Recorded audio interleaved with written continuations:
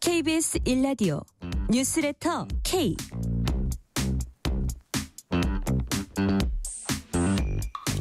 안녕하세요. 뉴스레터 K 진행하는 전종철입니다. 대선 시계가 빠르게 돌아가고 있습니다. 민주당 이재명 전 대표가 오늘 다큐멘터리 영상 형식을 빌어서 진짜 대한민국을 만들겠다면서 대선 출마를 공식 선언했습니다. 국민의힘 한동훈 전 대표는 이재명 전 대표를 겨냥해서 위험한 사람이 대통령이 되고 괴물 정권이 나라를 망치는 걸 막아야 한다면서 대선 출사표를 던졌습니다.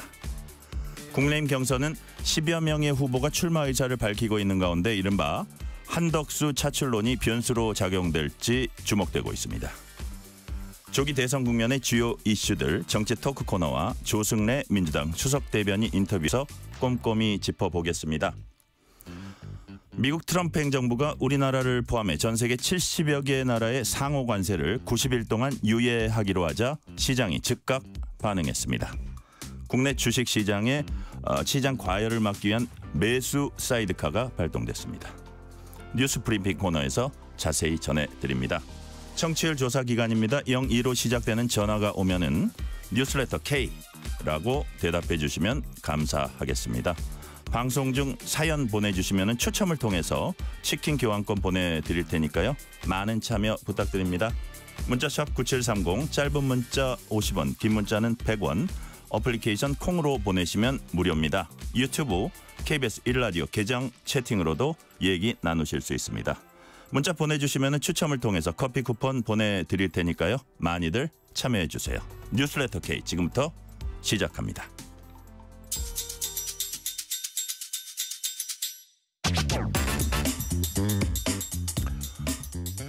뉴스레터 K 정치 토크 윤주진 시사평론가 김수민 시사평론가 나오셨습니다. 어서 오세요. 네, 안녕하세요. 반갑습니다. 민주당 이재명 전 대표가 오늘 오전에 영상을 통해서 대선 출마를 공식 선언했습니다. 이재명 전 대표 출사표 직접 들어보시겠습니다. 진짜 대한민국을 만들고 싶습니다. 그냥 이름만 있는 대한민국이 아니라 진짜 대한민국. 그리고 그 대한민국은 대한국민이 만들어가는 거죠. 그 대한국민의 훌륭한 도구, 최고의 도구 이재명이 되고 싶습니다. 진짜 대한민국을 만들기 위해 대통령 선거에 출마합니다. 자, 이재명 전 대표 발언은 음악과 함께 이제 공개가 됐고요. 들으셨을 테지만 발언 내용 없이 화면과 음악만 나오는 부분도 있었습니다. 근데 우리가 라디오 이제 특성상 그 부분은 편집해 드렸다는 점 알려드립니다. 자, 이재명 전 대표 11분이 좀 넘는 길이에 다큐멘터리 형식 영상으로 출마 선언을 했습니다. 진짜 대한민국을 만들고 싶다는 출사표. 김수민 평론가님 어떻게 평가하세요? 네, 진짜 대한민국이라는 단어를 쓴 거는 좀 탈이념적인 얘기가 아닌가 싶습니다. 네. 뭐 어떤 이념적으로 또 어떤 진영 논리적으로 해석될 수 있는 것들을 피하면서 진짜 대 가짜의 구도 이렇게 설정을 한 것은 어지간하면 어떤 또 출마 선언에서도 어떤 이슈가 만들어지면 논란이 되고 할 수도 있는데 그런 것들을 피하겠다. 네. 그런 논란의 소재가 별로 없는 단어들을 쓰겠다라고 하는 그런 의지가 있는 것 같고 그리고 말투도 보면은 좀 도발적이라거나 세다거나 이런 것들이 아니라 어조도 좀 차분하게 가라앉아 있고 어떻게 보면 조금은 상냥한 듯한 느낌 뭐 이런 것들로 좀 이미지를 연상화하는 그런 전략을 펴고 있는 거 아닌가 제가 싶어요. 중간에 말 끊어서 그런데 그 복장도 네. 연 베이지색의 이런 그 뭐라 그럴까 우리 양복 자켓이 아니라 편안한 복장을 입고 나왔어요. 그렇죠. 네. 그렇다고 한다면은 이제 이재명 전 대표의 남은 이 대선 전략이라는 거는 안정, 부드러움 뭐 이런 쪽을 강조하는 쪽일 거다라고 예측을 해볼 수 있겠고 그런데 이제 과거부터 본인을 소개하면서 많이 썼던 단어가 또 나오는데 뭡니까? 도구입니다. 도구. 네, 이거는 사실 이재명 전 대표가 예전에도 성남시장 시절에 대선 주자로 급부상할 때도 본인이 뭔가 되게 올바르고 막 반듯한 이미지는 아니다라는 생각이 있었던 것 같아요. 그래서 나를 목적으로 보지 말고 도구로 봐달라. 이 도구로서는 쓸데가 있다라고 하는 그런 것들을 어필을 해왔는데 그런 차원에서 또 도구라는 단어가 또다시 등장한 것 같습니다. 네. 자, 윤주진 평론가님은 이재명 전 대표의 이 출사표 어떻게 평가하세요? 상당히 여유가 있는 방식을 택한 것이죠. 그러니까 보통 출마 선언이라고 하는 것은 상징적인 장소 아니면 국민들의 어떤 뭐랄까요 배경으로서 본인의 스토리와 좀 연결돼 있는 곳을 찾는다든지 그런 오프라인 흔히 말하는 이제 그 현장에서의 출마 선언이 가장 전형적인 방식인데 성남시장에 처음 나왔을 때 아마 시계공장인가 그랬을 거예요. 그러니까 이런 식의 출마 선언은 자칫 유권자들로 봤을 때는 조금 무성의하다라는 평가를 받을 수도 있는 도발적인 도전이에요. 근데 결국은 이재명 대표는 본인이 선두를 달리고 있고 파격적인 방식을 선택했을 때 얻는 이득이 리스크보다는 크다고 생각을 했던 것 같아요. 근데 또 하나 상당히 중요한 것은 이재명 대표는 어쨌든 지금 현재 나와 있는 대선 주자 중에서 호감도도 매우 높은 편에 속하지만 또 한편으로는 비호감도도 높은 것이 현실이기 때문에 본인의 약간 좀 거칠고 투박한 이미지를 좀 완화하는 전략을 구사하기 위해서 잔잔한 음악과 파스텔 톤의 색채가 나오는 그런 다큐멘터리 형식. 또 사실은 오늘 뭐 여러 사람들이 지금 출마 선언하고 있지만 출마 선언문이라는 것이 상당히 지루해요. 백과사전식으로 나열하는 방식이 많은데 이재명 대표 같은 경우는 주거니 받거니 하면서 스토리를 이렇게 꼭 너무 구체적인 공약이나 정책보다도 큰 흐름을 보여주는 데 좀 집중했다. 그러나 사실 이재명표 대한민국이 무엇인가라는 데에는 뭔가 확 와닿는 건 없었어요. 그러니까 즉 좀 좋은 것만 다 끌어다 쓴 느낌이 들었어요. 그러니까 뭐 K 이니셔티브라든지 뭐 진짜 대한민국 뭐 이런 것들은 사실 꼭 이재명이라는 사람이 아니어도 누구에게나 대입할 수 있는 것들이잖아요. 이재명의 대한민국은 뭐냐라고 했을 때는 과거의 여러 정치 지도자들에 비했을 때 조금 임팩트가 약했다. 그런 부분 좀 아쉽게 느껴졌습니다. 그러니까 새로운 시도고 어떻게 보면은 잘 쓰지 않는 그런 약간 파격의 시도고 안정 뭐 이런 것들을 주로 부각하기 위한 여러 가지 이제 종합적으로 보여줬는데 임팩트 부분에서는 아쉬운 부분도 있었다는 이런 지적도 하시고요. 자, 그렇다면 이 전 대표는 내일은 국회 소통관에서 자신의 비전과 함께 캠프 인선 직접 발표할 예정입니다. 어떤 식으로든지 김수민 평론가님 이게 그 자신을 계속 노출하네요. 그죠? 그 미디어 전략일 수도 있는데 국회 소통관을 발표 장소로 선정한 배경이 있을 것 같아요. 지난 대선 때 많이 나왔던 키워드가 영선이었죠. 윤석열 후보도 그랬고 이재명 후보도 다 국회의원 영선인 사람들이 유력 후보가 돼서 맞붙는 대선이다. 이런 얘기들을 많이 했는데 그런 것들이 사실 윤석열 전 대통령을 국민들이 경험을 해보니까 영선 대통령이 좋은 게 아니더라는 생각이 많이 들었을 것 같아요. 근데 그 부분은 과거에 따르면은 이재명 전 대표한테도 부담이 될 수 있는 부분인데 근데 이 전 대표 입장에서는 다행히도 국회의원을 해보는 기회를 또 얻었기 때문에 지난 수년 동안 국회 활동을 해봤고 그리고 뭐 이런 메시지도 있겠죠. 나는 뭐 단체장만 오래 하긴 했지만 의회를 존중하는 대통령이 되겠다. 이런 취지의 메시지도 있을 거라고 보입니다. 네. 저 지금 김수민 평론가님이 영선 그래서 명태균하고 같이 보석 커가지고 김영선 전 의원을 순간적으로 떠올리면서 제가 한 1, 2초 지금 당황했어요. 1, 2초 당황했는데 바로 알아들었습니다. 박영선 전 장관도 있습니다. 아, 그렇군요. 영선 중진도 있었죠 옛날에. 이준석 의원이 옛날에 영선 중진 아니었습니까? 아, 영선 중진. 영선 대선 후보도 있고. 아, 그 얘기를 한 거군요. 자, 국회 소통관을 장소로 선정한 배경 이제 말씀해 주셨고. 자, 이재명 전 대표 출마 선언에 앞서서 국민의힘 권영세 비상대책위원장은 이재명 전 대표 행보를 북한 김정은 위원장에 빗대서 비난했습니다. 권영세 위원장 발언 들어보시겠습니다. 이러니 국민들 사이에서 북한 최고 존엄은 김정은, 남한 최고 존엄은 이재명이라는 비아냥까지 나오고 있습니다. 많은 국민들은 지금도 이 정도인데 혹시라도 대통령이 되면 얼마나 마구잡이로 권력을 휘두를까 심각하게 걱정하고 있습니다. 개헌은 국민적 시대적 요구입니다. 87 체제의 모순이 적나라하게 드러난 상황에서 국민 60% 이상이 개헌에 찬성하고 있습니다. 이재명 전 대표는 대권 과도에 지장이 있을까 봐 개헌을 반대하고 있는데 이야말로 얼마나 반국민적이고 시대착오적인 인물인지 입증하는 것입니다. 자, 이번에는 윤주진 평론가께 먼저 여쭤볼게요.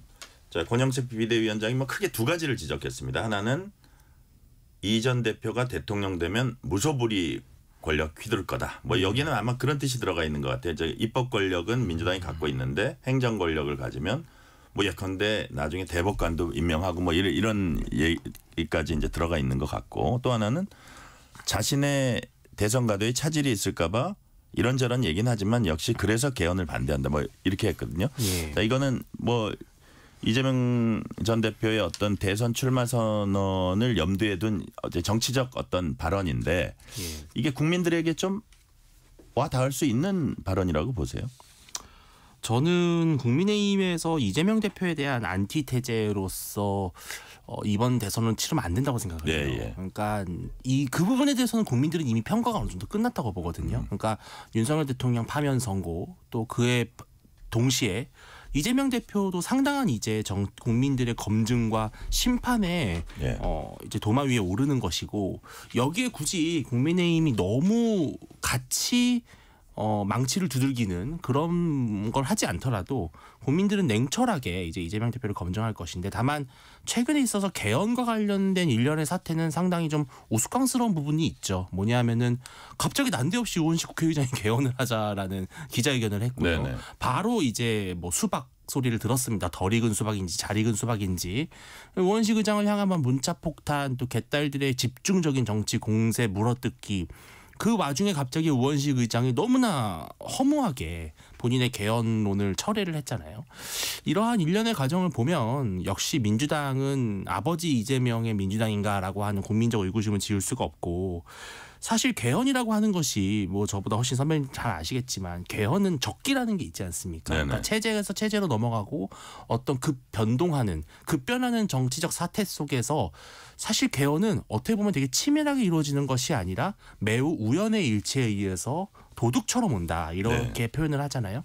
지금이 사실 그럴 때입니다. 국민들이 87체제 대통령제에 대한 엄청난 피로도가 있고 다음 대통령이 아직 뽑히지 않은 이 시점에 결국은 누군가가 임기를 단축하는 상당한 정치적 희생을 각오해야 되는 것이 개헌인데, 결국은 이재명 대표가 만약에 대통령이 된다면 또 개헌이 물 건너가는 것이죠. 그러면은 개헌을 할 이유가 없거든요. 본인이 임기를 줄이면서까지. 저는 그래서 지금 이 60일간의 시간이 사실은 개헌의 가장 최적기인데 그 시기를 놓치는 것은 참 아깝다. 그런 부분은 우리가 역사적으로 나중에 훗날 상당히 좀 후회하는 부분이 아닐까라는 생각이 듭니다. 네.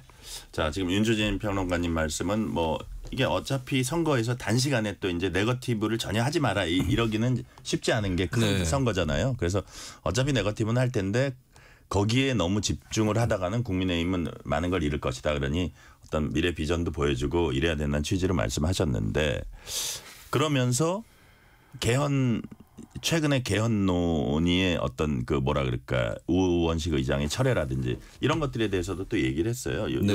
이런 일반적인 상황은 어떻게 보십니까? 근데 이걸 뭐 개헌을 하려면은 개헌의 어떤 충실한 내용이라든지 이런 것들을 담보하신 분들이 개헌을 얘기를 해야 국민들이 어느 정도 납득을 하고 공감대가 생길 텐데, 저는 국민의힘도 이게 무슨 개헌을 하자는 건지 알 수 없는, 권영세 비대위원장부터가 제왕적 국회랑 제왕적 대통령들 동시에 얘기하고 있는데, 그럼 도대체 어느 방향으로 개헌을 하자는 건지, 뭐 국민투표 위주로 갑시다, 스위스처럼 합시다, 이런 것도 아닐 거면서 그 개헌을 얘기하시는 분들도 이게 도대체 어떤 방향으로 가려는 건지 굉장히 의아한 그런 얘기들을 하시는 거고, 사실 분권형 대통령제 얘기를 하지만 사실 지금까지 분권형 대통령제가 현행 헌법에서도 가능한데도 하지 않았거든요. 그 실험을. 국민들 입장에서는 그게 뭔데, 먹는 거임, 이렇게 되는 거예요. 그러니까 이 공감대 이런 것들이 형성이 안 되니까 사실 정치인 입장에서도 하기 싫거나 혹은 보류했으면 좋겠는 정치인은 그냥 나중에 얘기합시다라고만 얘기해도 힘이 실려버리는 겁니다. 그러면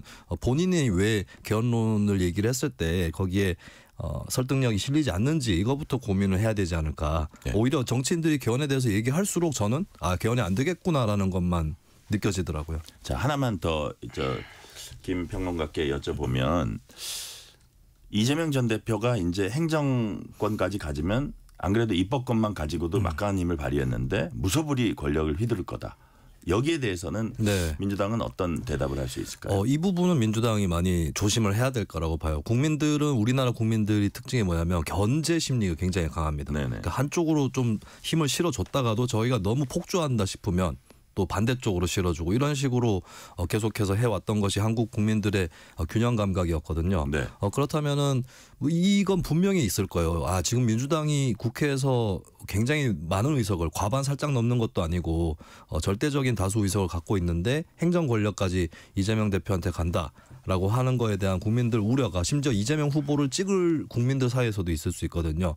이 부분에 대해서는 굉장히 좀 복합적으로 접근을 해야 된다. 이게 또 두 가지의 좀 이중적인 제약이 있는데 한쪽에서는 뭐 이렇게 좀 밀어붙인다 싶으면 다 니들 마음대로 하냐 이런 국민이 있는데 또 안 한다 싶으면 그 의석을 줬는데도 안 하냐 이런 게 있거든요. 그래서 이런 과제들을 좀 나눠서 그렇게 접근을 할 필요가 있지 않을까. 그러니까 어떤 부분은 과단성 있게 처리를 하고 어떤 부분은 충분한 숙고와 그 상대 당과의 타협 이런 것들을 통해서 해야 될 일 이런 것들을 명확하게 좀 분간할 필요가 있고 저는 민주당이 좀 약점이었던 것이 일극화되었던 것이 약점인데 사실 민주당이 일극화가 안 되면 국민들이 봤을 때는 저기는 여당이 되더라도 내부에서 다양성이 있을 거기 때문에 막 독주하지는 않겠구나라고 또 믿을 수 있는 거거든요. 그래서 저는 민주당 내부에서의 어떤 토론이나 이런 것들 굉장히 중요하다. 그렇다면 이번에 대선 후보 경선을 할 때에 사실 지금 민주당 내부에서 정책적으로도 뭐 각종 세제에 대해서 의견들이 좀 엇갈리는 부분들 이런 것들이 있었는데 충분히 여러 가지 도마 위에 올려놓고 민주적으로 토론하는 모습을 보여주는 것이 일단 민주당이 해야 될 일이 아닌가 싶습니다. 네. 지금 김동연 지사 김두관 전 의원 했고 이제 김경수 전 지사도 아마 가능성이 좀 있는 것 같아서 결국은 이재명 전 대표하고 3김, 3김 이렇게 이 구도로 거의 간다고 봐야죠. 네. 그리고 뭐 일단 현재 부산 지역의 유일한 민주당 국회의원이죠. 전재수 의원이 고민 중이다라고 하는데 대략은 뭐 그 전 의원 말고 또 추가적으로 탑승할 사람은 또 꼽히지 않고 있기 때문에 아마 이 정도의 대우에서 시작하지 않을까 그렇게 보이는데 근데 사실 이게 묘하게 이재명 대표하고 경쟁을 하기보다는 일단 비명계 쪽의 넘버원은 누구냐 이게 첫 번째 뭐 차기 당권하고도 관계가 있다고 그럴 보죠. 수도 있죠. 네. 그렇기 때문에 아마 2위를 누가 할 것이냐의 싸움 이렇게 될 가능성이 좀 커 보입니다. 자, 그러면 윤주진 평론가께서 민주당에 지금 펼쳐지는 어떤 그 민주당 대선 경선 어떻게 국민들 눈에는 어떻게 비칠까요? 사실은 뭐 흥행 자체를 기대하기는 매우 어려운 것이 이재명 대표가 대선 후보가 될 거라는 것은 뭐 삼척동자도 다 아는 사실이고 다만 아까 말씀하신 대로 얼마나 비명계가 이번 대선에서 세력화에 성공하느냐인데 솔직히 말씀드리면 김동연 경기지사는 비명계로 보기가 어려워요. 김동연 지사가 어떻게 경기지사가 됐냐라고 하는 그 과정을 보면 이재명 대표와 단일화를 했고 이재명 대표의 대선 후보 단일화를 통해서 경기도지사라고 하는 출마의 길이 열린 것이잖아요. 그러니까 상당 부분 이재명 대표에 대한 정치적 부채가 있는 분이세요. 김동연 지사가 거칠게 이재명 대표를 몰아세우고 공격할 것이냐? 저는 그럴 가능성이 그렇게 많지는 않다고 보거든요. 정책적 경쟁은 하겠죠. 김두관 전 지사 같은 경우는 지난번 전당대회에서도 이재명 대표가 각을 세웠지만 사실 대중성 면에서는 좀 아쉽지만 여러 가지 좀 부족함이 있고 결국은 김경수 지사인데 사실 윤석열 대통령 파면 선고와 그다음에 이재명 대표의 공직선거법 2심 선고 무죄가 나오면서 김경수 지사의 정치적 몸값, 무게도 많이 떨어졌다라는 것은 분명한 사실이라서 이재명 대표가 독주하는 이 민주당 경선에서 나머지 후보들이 얼마나 의미 있게 이재명 대표를 견제할 것이냐 저는 크게 국민들에게 감흥이 없을 거라고 보고 그래서 김경수 지사도 고심이 깊을 것 같아요. 이번 대선에 나와봐야 적어도 조연 배우 정도의 역할은 해야 되는데 정말 이재명과 아이들로 끝나버리면 김경수 지사는 정말로 본인이 원래 받아왔던 그 스포트라이트 즉 친문과 친노의 마지막 적장자라고 하는 그 정치적 가치가 떨어질 수 있거든요. 민주당으로서는 여러 가지 좀 재미없는 경선이 될 것이다 이렇게 좀 예상이 됩니다. 네. 그래서 아까 잠시 말씀 중에 이제 네거티브 우리가 얘기가 나왔는데 아마 이재명 전 대표 측이나 민주당 내에서는 지난번에 교훈이 있기 때문에 아마 네거티브 그런 부분에 대해서 많이 신경을 쓸 거라고 보여지고 이번에 이제 국민의힘으로 넘어가 볼게요. 한동훈 전 국민의힘 대표가 오늘 국회에서 대선 출마 선언했습니다. 한 전 대표의 출사표 직접 들어보시겠습니다. 이런 결정적인 시기에 위험한 사람이 대통령이 되고 괴물 정권이 탄생해서 나라를 망치는 것을 막아야 합니다. 그날의 비상계엄으로부터 자유로울 수 있는 사람, 겁이 나서 숲에 숨은 이재명 대표보다 먼저 국회를 향하고 제일 먼저 국민과 함께 계엄을 막겠다고 한 사람, 저 한동훈이 맞서야 합니다. 자, 한동훈 전 대표 얘기 보니까 여기도 이제 크게 두 가지로 이제 요약이 되는데, 하나는 위험한 사람 뭐 괴물 정권 탄생 막는다 이거고, 또 하나는 제일 먼저 국민과 함께 계엄 막겠다고 한 사람 한동훈이 맞서야 한다. 뭐 자신이 이재명 대표에 맞설 수 있다 뭐 이런 얘기인데, 위험한 사람 괴물 정권 그 부분에서는 상당히 목청을 하이톤으로 이렇게 높였어요. 자, 김수민 평론가님 어떻게 평가하세요? 그러니까 이런 대목이 그 헤드라인을 장식해버린다라고 하는 것이 문제인 것 같아요. 한동훈 전 대표에게. 그러니까 이재명을 결국 얘기를 하는 것인데, 사실 너나 없이 국민의힘 주자들은 이재명을 이길 자 누굽니까? 납니다. 이렇게 다 외치고 있는 상황이거든요. 홍준표 시장 같은 뭐라 그래요? 그거 나한테 껌도 안 돼요. 라고 말씀하시진 않았지만 생각은 혹시 그렇게 하시지 않을까. 근데 다 그런 식으로 국민의힘 주자들 얘기를 하시고 계시기 때문에, 그러면 국민들 입장에서는 국민의힘 주자들이 뭐라고 얘기할 때마다 기억에 남는 건 이재명밖에 없는 거거든요. 오히려 역으로 좀 홍보를 시켜주는 효과도 있나요? 그렇죠. 오히려 더 그걸 부각시켜주고 이재명이 세긴 세구나 이런 생각을 하게 되고, 그리고 이재명을 치는 사람이 만약에 친다는 사람이 한두 명 정도로 정리가 돼 있으면 모르겠는데, 너나 할 거 없이 군웅이 할거하듯이 있으면 되게 좀 우스워 보이는 효과가 있는 거거든요.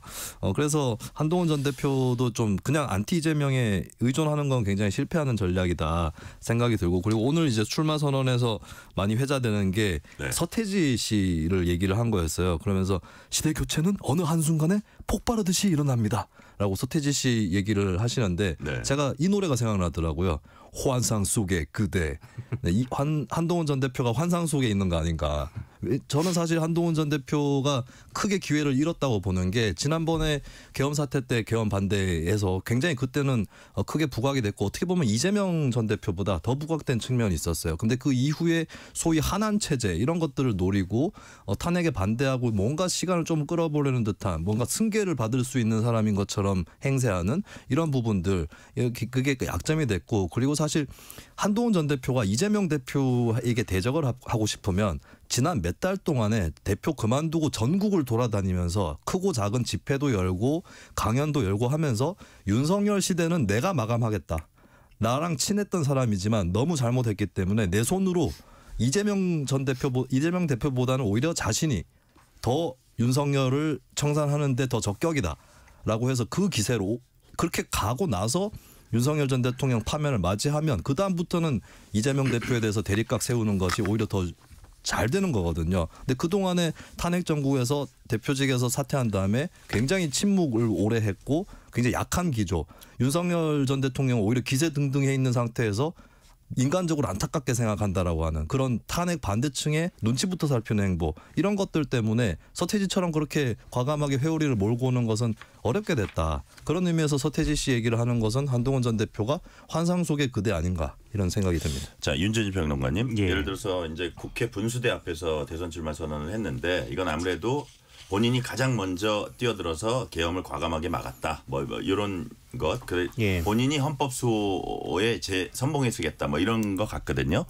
자, 근데 지금 김수민 평론가님 말씀하신 대로 뭐 이렇게 좀 약간 오락가락 행보를 보였다는 게 민주당 얘기고, 뭐 국민의힘 일각에서도 그런 얘기를 하는데, 사실은 친한 의원들 얘기 들어보면 그다지 한동훈 전 대표가 오락가락한 건 없다. 사실은 그 기조가 그랬고, 한덕수 그 총리와의 뭐 공동 그것도 사실은 그 뭐라 그럴까, 혼란상을 어떻게 보면 정리하기 위한 거다. 그러고 좀 억울한 측면도 있다는 얘기를 하는데, 그럼에도 불구하고 오히려 한동훈 전 대표는 좀 잃었던 당내 어떤 당심이랄까요? 이런 거 얻는 것부터가 우선 과제 아닙니까? 어떻게 보세요? 그러니까 뭐 정책이 뭐냐, 비전이 뭐냐 이런 걸 떠나서 정치는 사실 사람과 사람이 하는 사회적인 활동이잖아요. 네. 그렇다면 공감이 돼야 되고 소통이 돼야 되고 저 사람에 대한 신뢰가 있어야 되고 우리는 한편이라고 하는 믿음이 있어야 되는데 한동훈 대표에 대해서는 당내 평가는 전반적으로 상당히 좀 인색한 편입니다. 그러니까 한동훈 대표와 진실되게 소통했다. 한동훈 대표와 함께 일하면서 동지의식을 느꼈다. 이러한 평가들이 상당히 부족한 것은 뭐 제가 꼭 어떤 성향을 가지고 있어서가 아니라 두루두루 나오는 분석들이고요. 저는 정치는 이제 프레임 선정이 예술이잖아요. 그러니까 네. 어떤 프레임 속에서 선거를 치르냐에 따라서는 정반대의 결과가 나오는 것입니다.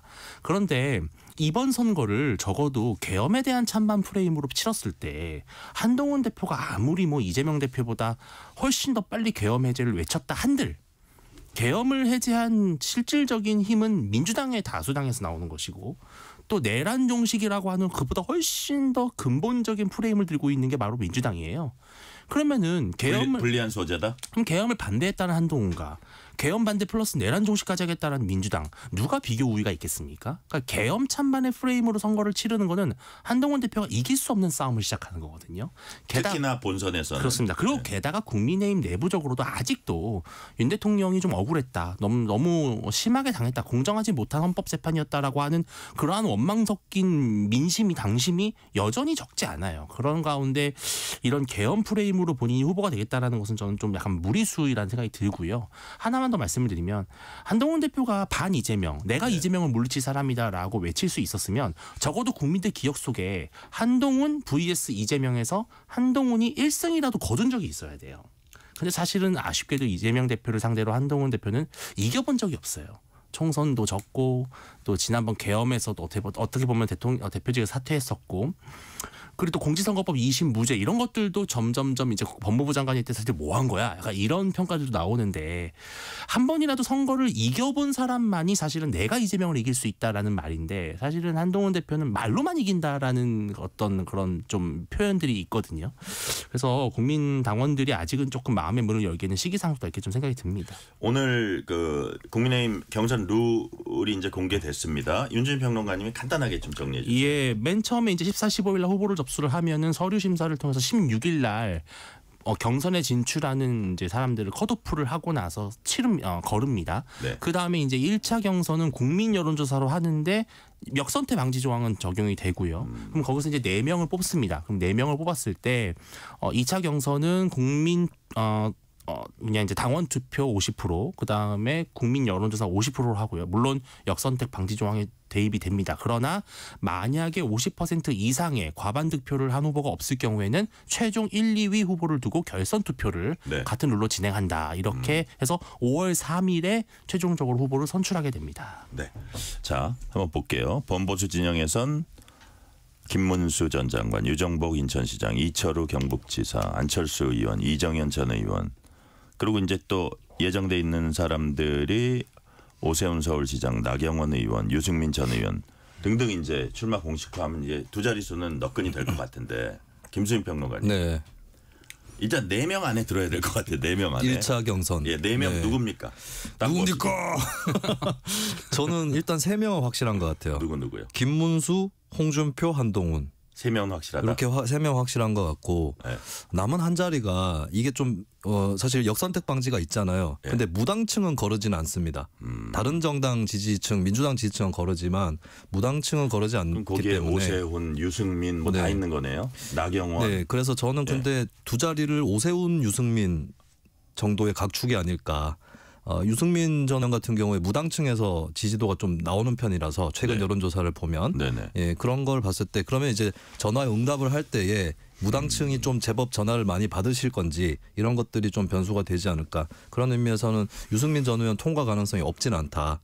그래서 남은 한 자리는 오세훈 아니면 유승민 이렇게 전망을 해봅니다. 김문수 그다음에 저쪽은 확실하고요. 홍준표, 김문수, 한동훈은 홍준표, 한동훈. 확실해 보인다. 네. 그리고 나머지 한 명은 오세훈, 유승민 중에 한 명이다라는 네. 말씀이신데 윤준희 평론가님.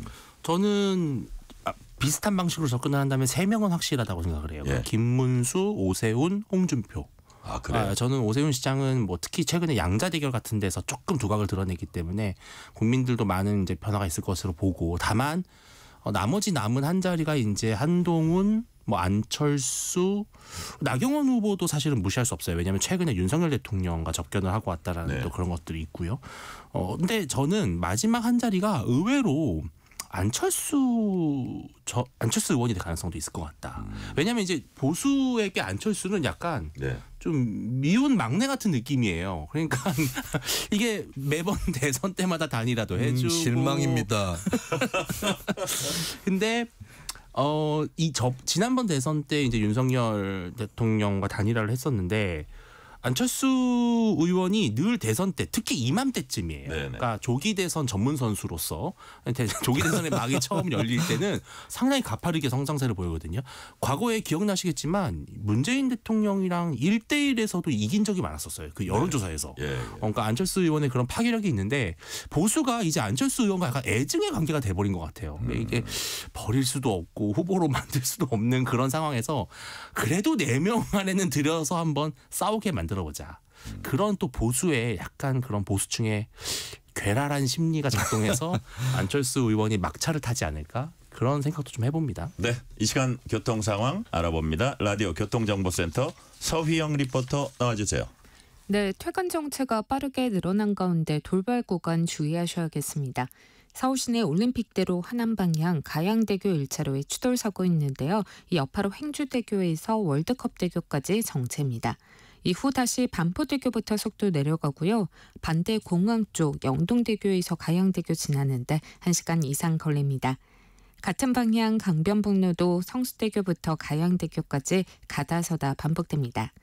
청담대교 남단에서 북단 방향 고장난 차가 2차로에 멈춰 서 있는데요. 일대 차량들 속도 내기 어렵습니다. 이어서 고속도로입니다. 제2경인고속도로 성남 방향 하객분기점에서 서창분기점까지 정체고요. 반대 인천 쪽도 일직에서 광명까지 밀립니다. 서해안선 서울 방향 발안에서 화성휴게소까지 속도가 더디고 다시 광명역부터 막힙니다. 또 나란히 가는 평택 시흥선도 마도분기점에서 차량 속도 내려갑니다. KBS 교통정보센터였습니다. 퇴근길, 당신과 함께 읽는 세상 이야기. KBS 일라디오 뉴스레터 K.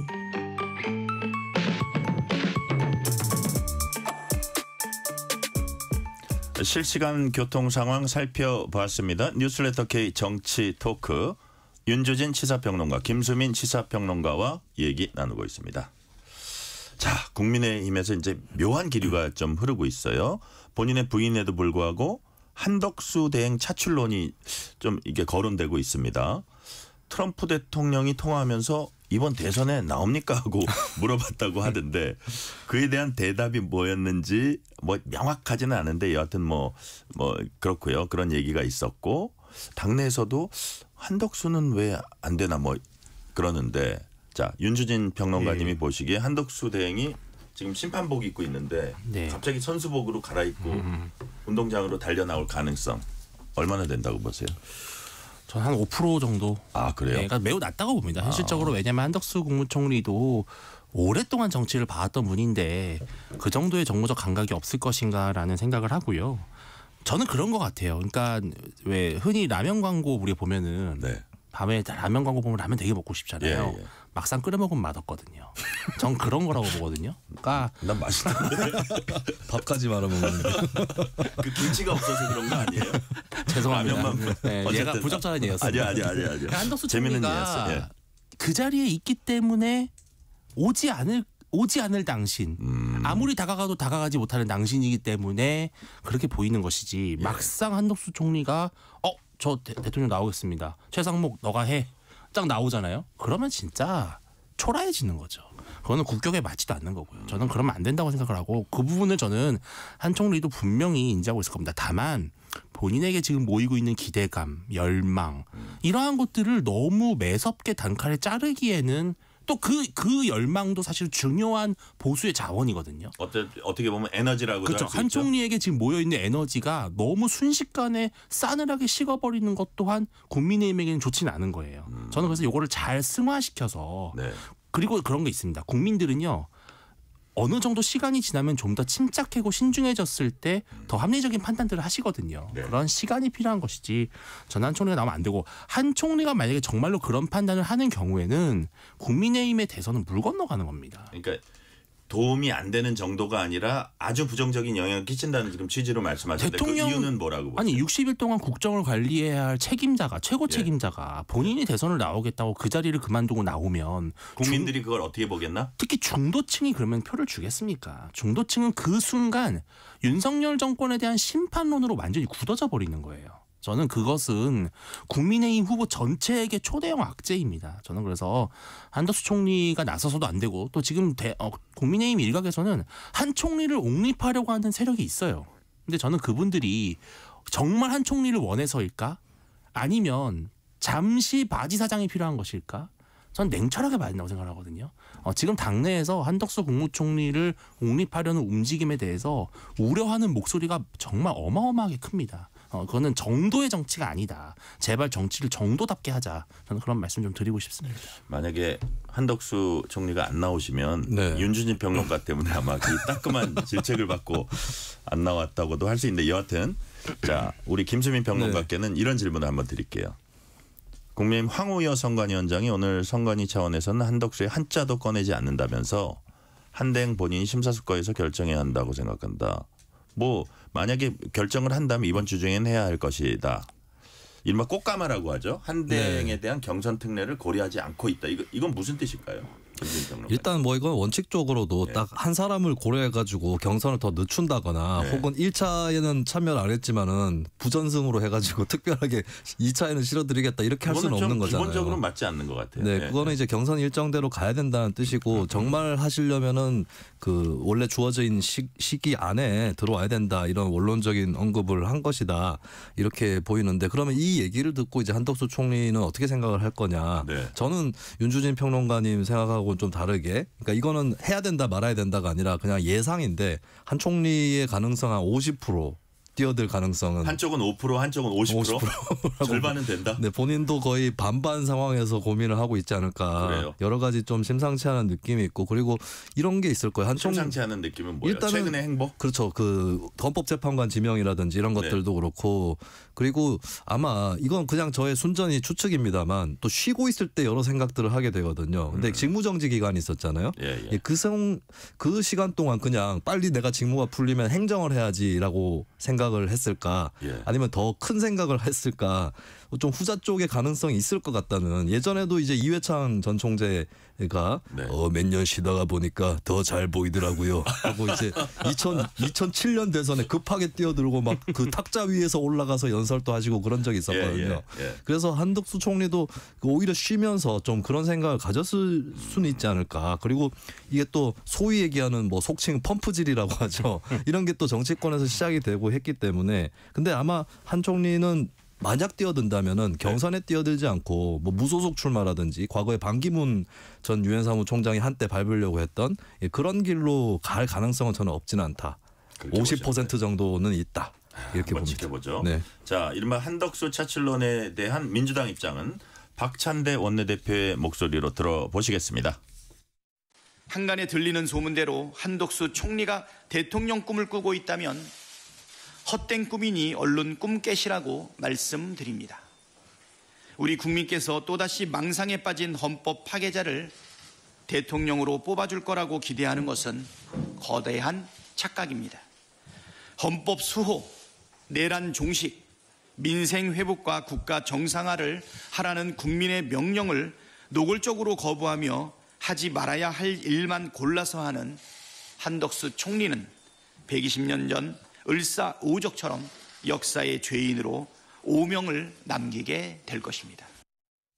자, 이 워딩들을 보니까요. 헛꿈 깨라. 역사의 죄인 을사오적. 상당히 이 발언의 강도나 이 단어의 선택이 상당히 좀 셉니다. 자, 비난 강도가 높다는 거는 경계심이 큰 게 반영됐을 수도 있지만 또 한편으로는 김수민 평론가님 어떤 공격의 포인트를 잡았다 이렇게도 볼 수 있거든요. 네. 어느 쪽으로 보세요? 네, 저는 1차적으로는 분노가 있다고 봐요. 민주당의 공격에는 다 정치공학 전에. 왜냐하면 헌법재판관 지명이 이게 너무 크기 때문에 이게 지금 민주당 또 이거 다시 탄핵을 해야 되는지 이런 것들 많이 고심하는 그런 상황이 심각하게 고민한다고 그렇죠. 보시는 그래서 거죠? 그 분노가 1차적으로 담겨져 있는 것 같고 그리고 그 다음에 정치공학적으로 보면은 만약에 한 총리가 대선 가도로 뛰어들게 된다면 민주당이 어떻게 공격할지가 예고가 되는 것이죠. 그러니까 사실 글쎄요. 한 총리 입장에서는 오히려 윤석열 대통령하고 완전 똑같진 않다라는 쪽으로 그래서 조금 더 포용적으로 하겠다 이런 식으로 정치를 하게 된다면 그렇게 승부를 할 여지가 있어 보이지만 근데 민주당이라든지 이쪽 입장에서는 네. 그때 그 사람들이다.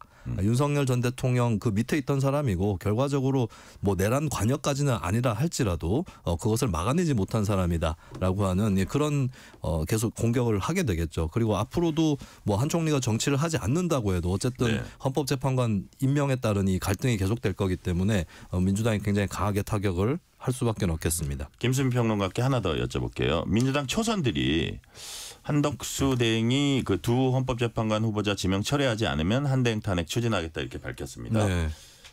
이게 지도부의 입장은 아직은 아니에요. 그렇죠. 그죠? 가능성 있다고 보시는 거예요?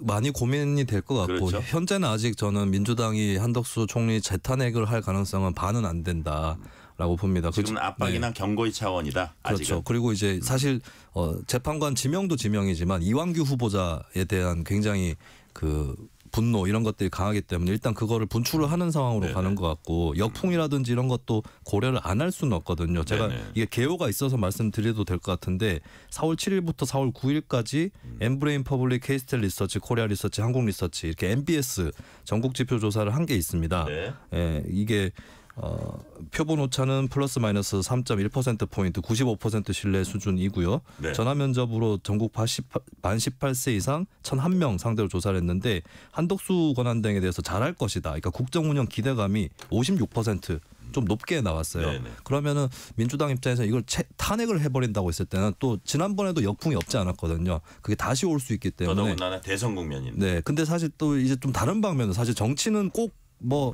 그런 탄핵 이런 방법이 아니더라도 여론전이라든지 네네. 또 인사청문회라든지 다른 방법들이 또 있기 때문에 일단은 다른 방도를 민주당이 먼저 쓰지 않을까 전망을 합니다. 자, 윤주진 평론가께는 이 질문 드릴게요. 오늘 16일 최상목 경제부총리 탄핵 소추하기 위한 국회 법사위 조사청문회 열립니다. 예.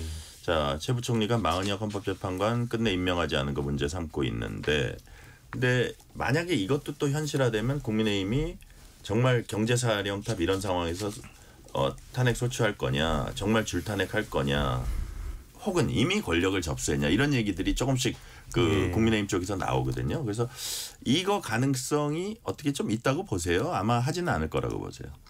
저는 이렇게 출발을 시킨 이상에는 안 하기도 참 애매한 상황인데 그래요? 아까 말씀하신 것처럼 탄핵에 대한 역풍, 줄탄핵에 대한 역풍은 아마 이재명 대표가 상당히 노심초사하는 부분일 것이고요. 청문회 정도로 해서 그냥 공개적인 망신 주기 정도를 한 다음에 뭐 국가 경제 질서와 뭐 통상 전쟁, 관세 전쟁에 대한 대응 차원에서 탄핵은 하지 않기로 했다라는 식으로 네. 꼬리를 내릴 수도 있죠. 그런데 이번에 이 법사위 조사 청문회 열리는 건 상당히 좀 뭐랄까요? 기존의 민주당의 방식과는 다른 어떤 비겁한 방식이에요. 왜냐하면 윤 대통령 청문회가 그러니까 탄핵 소추도 마찬가지고 그랬지만 한덕수 네. 총리도 그랬고요.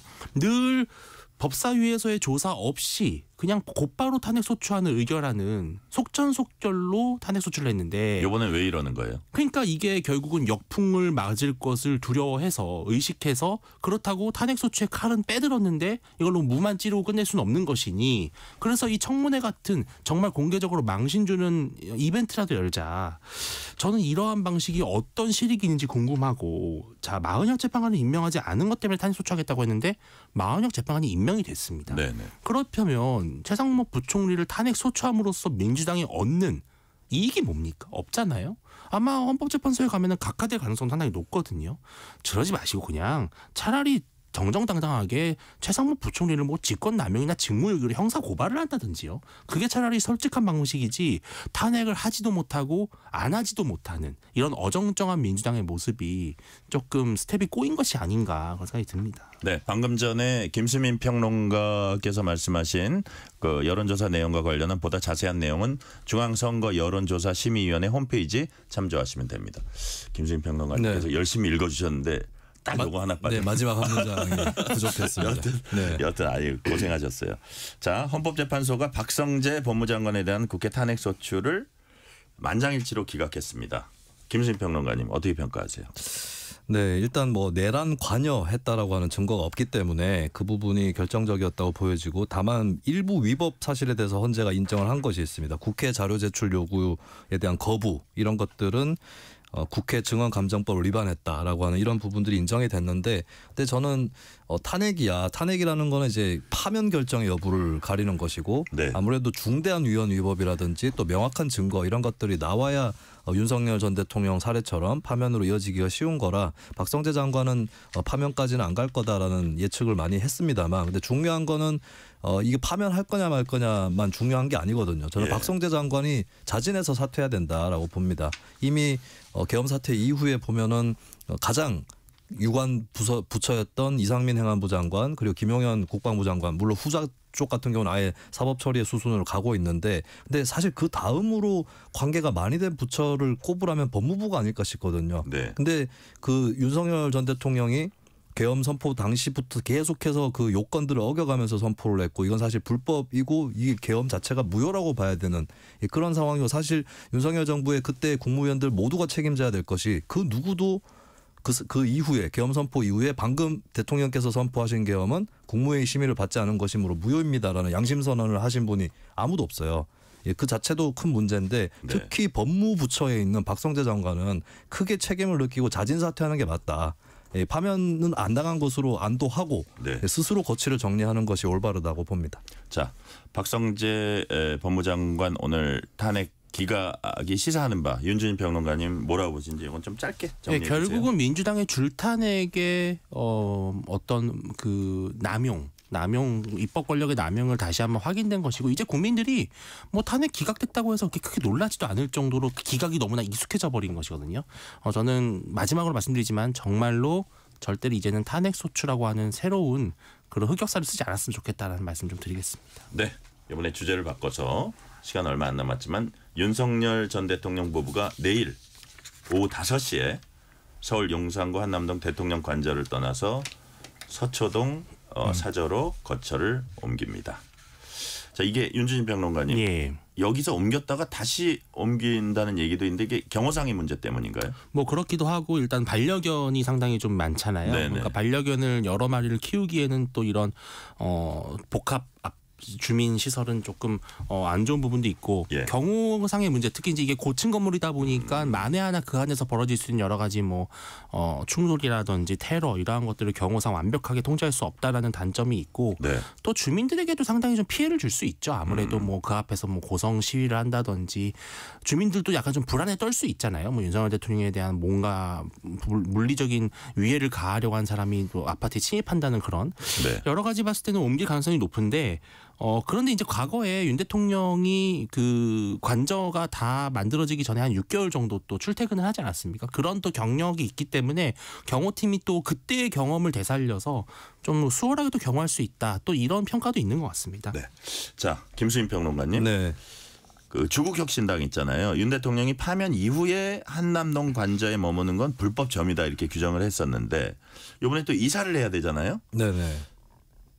퇴거 과정에서 발생하는 이사 비용으로 어떤 세금이 쓰여서는 안 된다 뭐 이런 식의 논리를 폈습니다. 이사 비용은 사비로 해야 되는 거 아니냐, 이 주장은 어떻게 생각하세요? 이게 정확하게 법규에 어떻게 돼 있는지는 제가 모르겠어요. 근데 그냥 상식적으로는 뭐 파면당한 대통령이거든요. 그러니까 전직 대통령으로서 예우가 기본적으로는 박탈돼 있다. 그러니까 경호라든지 안전에 관련된 것만 예외적으로 적용이 되는 거고, 기본적으로는 전직 대통령 예우가 박탈돼 있기 때문에 이사 비용을 글쎄 뭐 법적을 떠나서 도의적으로라도 본인 당사자들이 되는 것이 맞지 않나. 사실 지금 상태도 형법상으로 보면 퇴거 불응 상태인 건 맞거든요. 않거든요. 이 퇴거 불응이라는 게 퇴거 요구를 한 번 이상 받았을 때 불응하면 퇴거 불응이 되는데 묵시적 퇴거 요구도 포함이 됩니다. 근데 파면 선고 자체가 퇴거 요구라고 볼 수 있는 거라서 근데 이게 기간이 길어지고 있는 상황에서 이사 비용까지 경호처 특활비로 내준다. 이거는 많은 국민들이 납득을 못할 것 같고 심지어는 윤 전 대통령이 그 서초로 가게 되면은 그 지역 조례 때문에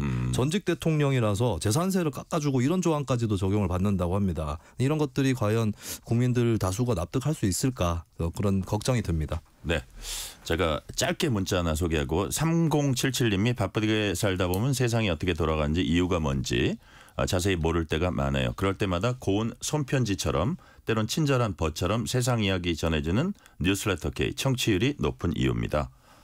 이 얘기 또 해야겠네요. 진행자님의 안정감 있는 꿀보이스 최고의 보너스네요. 웃음 표시. 감사합니다. 아이고 참 쑥스럽네요. 이거 읽다 보니까 이제 시간이 거의 다 돼서 짤막하게 진짜 한 15초만 대답해 주시기를 부탁드리는데 대통령 경호처 경호관들이죠. 김성훈 경호처 차장과 이광호 경호본부장이 물러나야 한다는 연판장 돌린 걸로 전해졌습니다. 창설 62년 만에 처음 있는 일이라는데 짤막하게 김수민 평론가님 이거 왜 이런 일이 벌어졌을까요? 이거는 일단 그동안의 경호처 특히 김성훈 차장부터 해서 사병 집단처럼 행세해왔다라고 하는 그 반성과 자의식이죠. 그런 것들이 내부에 이제 개혁 요구가 나오는 것이고 윤 전 대통령이 파면이 됐기 때문에 본인들도 따라서 책임져라라고 하는 굉장히 간결한 그런 요구라고 봅니다. 윤주진 평론가님. 예, 경호처 직원들도 국가 공무원이기 때문에 사람이 아닌 법에 충성하고 싶겠죠. 근데 그동안 경호처 처장 이런 분들이 보였던 모습이 너무 상당히 좀 사람에 충성한 듯한 모습을 보였기 때문에 이러한 반발을 좀 불가피했다는 측면이 있는 것 같습니다. 네, 오늘 말씀은 여기까지 듣겠습니다. 윤주진 시사평론가, 김수민 시사평론가였습니다. 말씀 감사합니다. 네, 고맙습니다. 감사합니다. 뉴스레터 K 1부 마치고 2부가 이어집니다.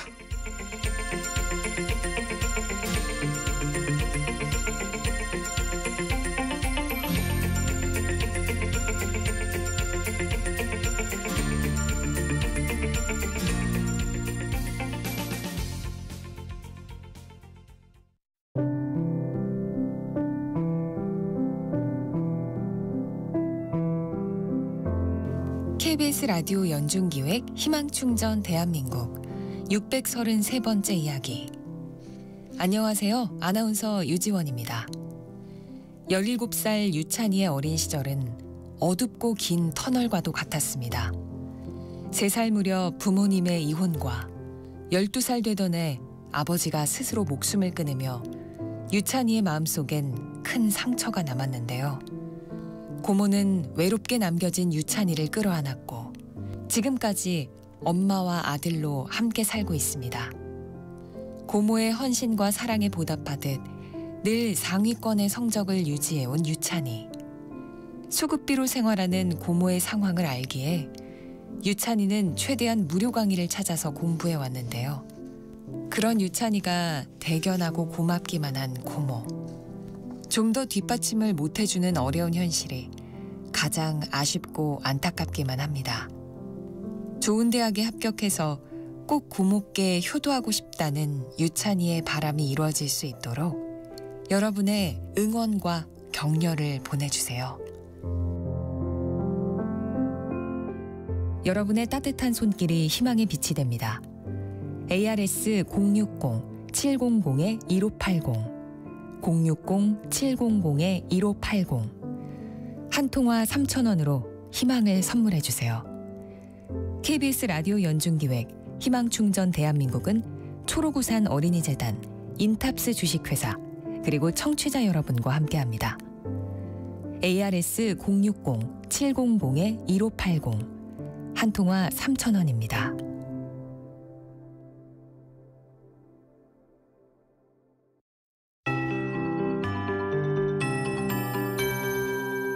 KBS 58분 날씨. 현재 안개가 서쪽 지역으로 짙어지는 곳이 있습니다. 오늘 밤부터 내일 오전 사이 중부 서해안과 경기 북서 내륙을 중심으로 가시거리 200m 미만의 매우 짙은 안개가 끼겠습니다. 이 밖에 중부와 호남 지역으로 안개가 짙을 것으로 보여서 이 점 참고해 주시기 바랍니다. 내일도 역시 전국이 대체로 맑겠습니다. 오늘 밤에 영남 및 영남 남부 동해안 쪽으로 비가 조금 내릴 가능성이 있고요. 내일은 오늘보다 기온이 더 오르겠습니다. 아침 기온은 비슷해서 서울 8도 등 4도에서 11도, 낮 최고 기온은 서울 23도 등 17에서 25도 분포로 내일도 일교차가 크겠습니다. 모레 오전에 제주에서 비가 시작돼 오후부터 밤 사이에는 전국적으로 비가 내리겠고요. 이 비는 일요일까지도 이어지겠습니다. 제주 지역에 집중적으로 오겠는데요. 20에서 80mm의 비가 하루 동안 예상되고 전남 남해안과 동부 내륙에서 최대 50mm, 그 밖의 지역 5에서 20mm가량 오겠습니다. 천둥, 번개, 돌풍에 유의해 주시기 바랍니다. 충북과 경북, 대전 등 대기가 매우 건조한 상태이기 때문에 산불 등 화재 예방에 주의해 주셔야겠습니다. 미세먼지 농도 오늘 내일 비슷한 상황이 되겠습니다. 서울의 경우 미세먼지 농도 나쁨 단계를 보이겠고요. 내일도 서울과 인천, 경기 남부 지역에 대기가 혼탁하겠습니다. 지금 서울의 기온은 15.5도입니다. 강혜종입니다.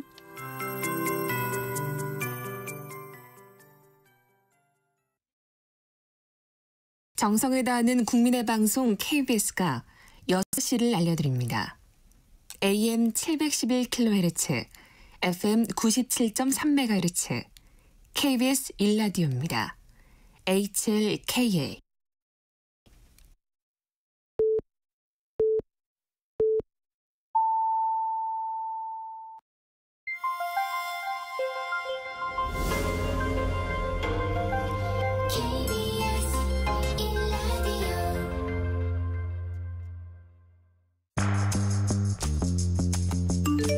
여러분은 지금 퇴근길 시사편지 한 장, KBS 1라디오 뉴스레터 K를 듣고 계십니다.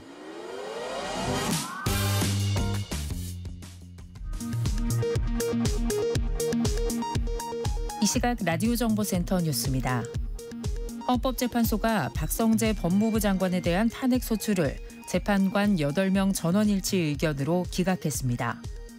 헌재는 또 국민의힘 의원들이 한덕수 대통령 권한대행 탄핵 정족수와 관련해 우원식 국회의장을 상대로 제기한 권한쟁의 심판을 재판관 6대2의 의견으로 각하했습니다. 더불어민주당 이재명 전 대표가 진짜 대한민국을 만들겠다며 대선 출마를 선언했습니다. 한동훈 국민의힘 전 대표는 시대를 바꾸는 대통령을 내세우며 출마를 선언했습니다. 윤석열 전 대통령이 내일 오후 5시 서울 한남동 관저에서 퇴거해 서울 서초동 사저로 이동합니다. 미국이 전 세계를 대상으로 한 상호 관세를 전면 발효 13시간 만에 90일 동안 유예하기로 했습니다. 다만 보복 관세로 대응한 중국에는 추가 관세를 적용해 모두 125%의 관세를 즉시 부과하겠다고 했습니다. 미국의 관세 유예 소식에 코스피, 코스닥 모두 6%가량 반등했습니다. 오전 한때 매수 사이드카가 발동되기도 했습니다. 지금까지 라디오 정보센터 뉴스 편유희였습니다.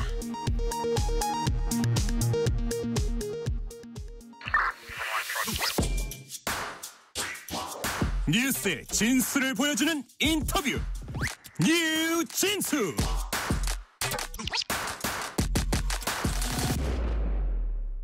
이재명 민주당 전 대표가 세 번째 대선 출마 선언을 했습니다. 대세론 속에 준비된 후보 이미지를 부각하며 진짜 대한민국을 만들겠다고 했습니다. 민주당 지도부는 한덕수 대통령 권한대행을 향해서 공세 고삐를 바짝 당기고 있습니다. 민주당 수석 대변인 맡고 계신 조승래 의원과 함께 핵심 현안에 대한 얘기 나눠보겠습니다. 조승래 의원님 어서 오세요. 예, 안녕하세요. 더불어민주당 수석 대변인 조승래 국회의원입니다. 반갑습니다. 네, 귀한 시간 내주셔서 감사드리고요. 예. 자, 6.3 대선이 앞으로 꼭 54일 남았습니다. 자, 민주당은 일찌감치 대세론이 자리 잡았다 이런 평가가 나오는데 또 이제 캠프에선 중도로 외연 확장을 어떻게 할까 이런 고민도 또 하고 있는 것 같습니다. 당 안팎에서는 여전히 내란 척결 뭐 이런 목소리도 높습니다. 그래서 뭐 여러 가지 민주당과 혼재돼 있을 것 같은데 대선 경선 앞둔 민주당 분위기 지금 어떻습니까? 예, 어쨌든 그 뭐 12.3 이제 뭐 불법 계엄과 그로 인한 뭐 내란 사태 그리고 대통령의 탄핵과 파면 그거로 이루어지는 선거이기 때문에 저희들 입장에서는 이번 선거가 도대체 어떤 의미를 갖고 있는 것이냐 그 의미를 정확히 규정하고 그 의미 속에서 우리가 민주당이 어떤 역할을 해야 될 것인가를 좀 고민하는 과정에 있고요. 무엇보다도 이 내란 사태로 인해서 이 대한민국이 여러 측면에서 많이 좀 어려움에 좀 처해 있는 것도 사실입니다. 뭐 민주주의란 제도도 그렇고 가뜩이나 구조적으로 어려운 조건에서 이 내란 사태가 겹쳐지면서 민생이나 경제가 또 많이 좀 어려워졌고 여기에 트럼프의 관세 전쟁이 더해지면서 훨씬 더 어려워지는 거 아니겠습니까? 이런 상황 속에서 이 상황을 어떻게 해결해 나갈 것인가 그게 저희들이 가장 큰 고민이고요. 그랬을 때 기본적으로 두 가지 과제가 있다 저희들은 생각을 하고 있습니다. 첫 번째로는 이 상황을 이렇게 만든 것에 대한 뭐 내란 사태 혹은 정책적 무능 그것에 대한 상황 규정이나 정리 같은 것들을 잘 할 필요가 있겠다라는 게 하나가 있고 두 번째로는 이 상황을 어떻게 해결해 나갈 것인가에 대한 비전과 대안 제시 그 두 가지를 준비하면서 차분하게 하고 있습니다. 네, 상황을 규정하고 이 상황을 타개해 나갈 비전 제시 이 두 가지를 말씀하셨는데 관련되는 질문입니다. 나라 안팎에서 여러 도전의 파고가 높습니다. 어제 뉴스레터 K 출연했던 신동욱 국민의힘 수석 대변인은 이번 대선에서 어떤 점에 초점을 맞출 것 같냐고 물어보니까 한 세 가지 얘기를 하더라고요. 1번이 통합, 2번이 국민을 내려다보는 게 아니라 국민을 우러러보는 태도, 3번이 경제 문제 해결. 뭐 요 세 가지를 이제 언급을 하셨어요. 자, 우리 민주당 수석 대변인이신 조승래 의원님께서는 2025년 대선 전국을 가를 뭐 시대 정신이라 할까요? 어떤 거라고 보십니까? 그건 저희들이 이미 그 12.3 이제 비상계엄 조치 이후에 한 넉 달 동안 저희들이 이미 국민들에게 말씀을 드렸던 부분들인데요. 저희들은 회복과 성장이라는 키워드가 현재 상황을 제대로 규정하고 또 상황을 타개할 수 있는 비전이 된다고 저희들은 생각을 하고 있습니다. 그러니까 회복이라는 측면을 보면 저희 민주당은 늘상 그리고 한국의 대한민국의 성공 방정식이라는 게 민주주의와 시장 경제를 병행해서 발전시켰던 역사 아니겠습니까? 그렇기 때문에 전 세계 사람들이 민주주의뿐만 아니라 시장 경제를 병행해서 발전시켰던 모범 국가로 대한민국을 평가했던 거 아니겠습니까? 그런데 최근의 상황에서는 이 민주주의와 시장 경제가 흔들리고 퇴보하고 후퇴하는 듯한 그런 불안감들이 있었고 실제로 12.3 내란 사태 이래로 실제 그게 현실적으로 국민들에게 느껴지신 것 같아요. 그래서 이 무너져 있는 민주주의와 시장 경제를 어떻게 회복할 것이냐. 거기에 첫 번째 방점이 좀 더 져야 될 것 같고요. 두 번째로는 이제 회복만 가지고 되는 것은 아니지 않습니까? 그래서 이 민주주의와 시장 경제를 어떻게 회복과 성장시켜 나갈 것인가. 그것과 관련된 이제 고민들을 하고 있는 것이어서 회복과 성장인데 회복과 성장을 하기 위한 구체적인 수단은 뭐냐. 저희들은 실용적 접근이라고 생각합니다. 저희 당에서 뭐 수차례 말씀을 드렸습니다만 뭐 이재명 대표를 포함해서 많은 당의 지도부들이 얘기를 했습니다만 지금 상황은 워낙에 심각한 상황이기 때문에 과거에 민주당이 고집했던 정책만 고집할 수도 필요도 없는 것이고 뭐 좌파든 우파든 진보든 보수든 그런 걸 가리지 않고 현재 문제를 해결할 수 있는 모든 정책 수단들을 다 동원해야 한다. 그런 정도로 심각한 것이다. 그렇게 해서 성장 동력을 만들지 않으면 사실은 참 어려워진다. 뭐 이런 생각을 갖고 있어서 회복과 성장이라는 큰 방향과 실용주의라는 그 방법론 이걸 가지고 저희들은 문제를 풀어나갈 생각입니다. 회복과 성장이라는 방향, 실용주의 방법론 말씀해 주셨고요. 이재명 전 대표가 오늘 출사표 던졌습니다. 11분 좀 넘는 분량의 다큐멘터리 영상으로 메시지 전달했습니다. 인터뷰를 거기다 많이 편집해서 넣었고 저 비상계엄 이후 중요 장면들 많은 시민들의 모습도 담았습니다. 좀 어려운 질문인데요. 꼭 이런 식으로 대답 안 하셔도 됩니다. 점수로 매기면 100점 만점에 몇 점쯤 됩니까?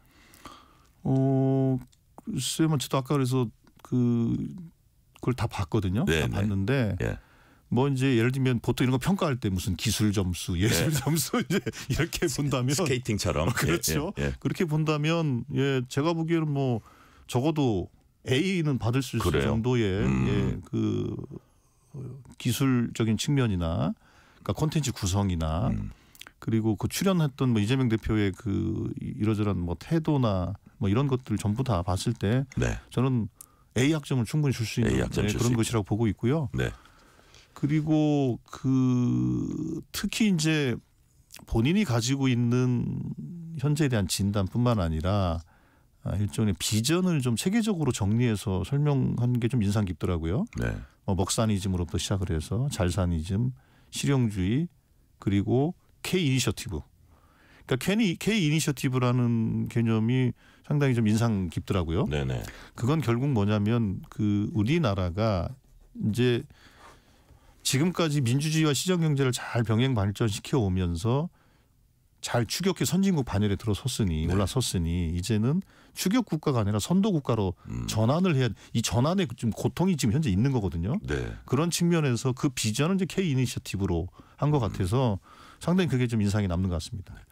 저는 이렇게 보니까 옷 복장이 있잖아요. 이렇게 그 하얀색 셔츠에다가 이렇게 베이지색 뭐라 그러죠?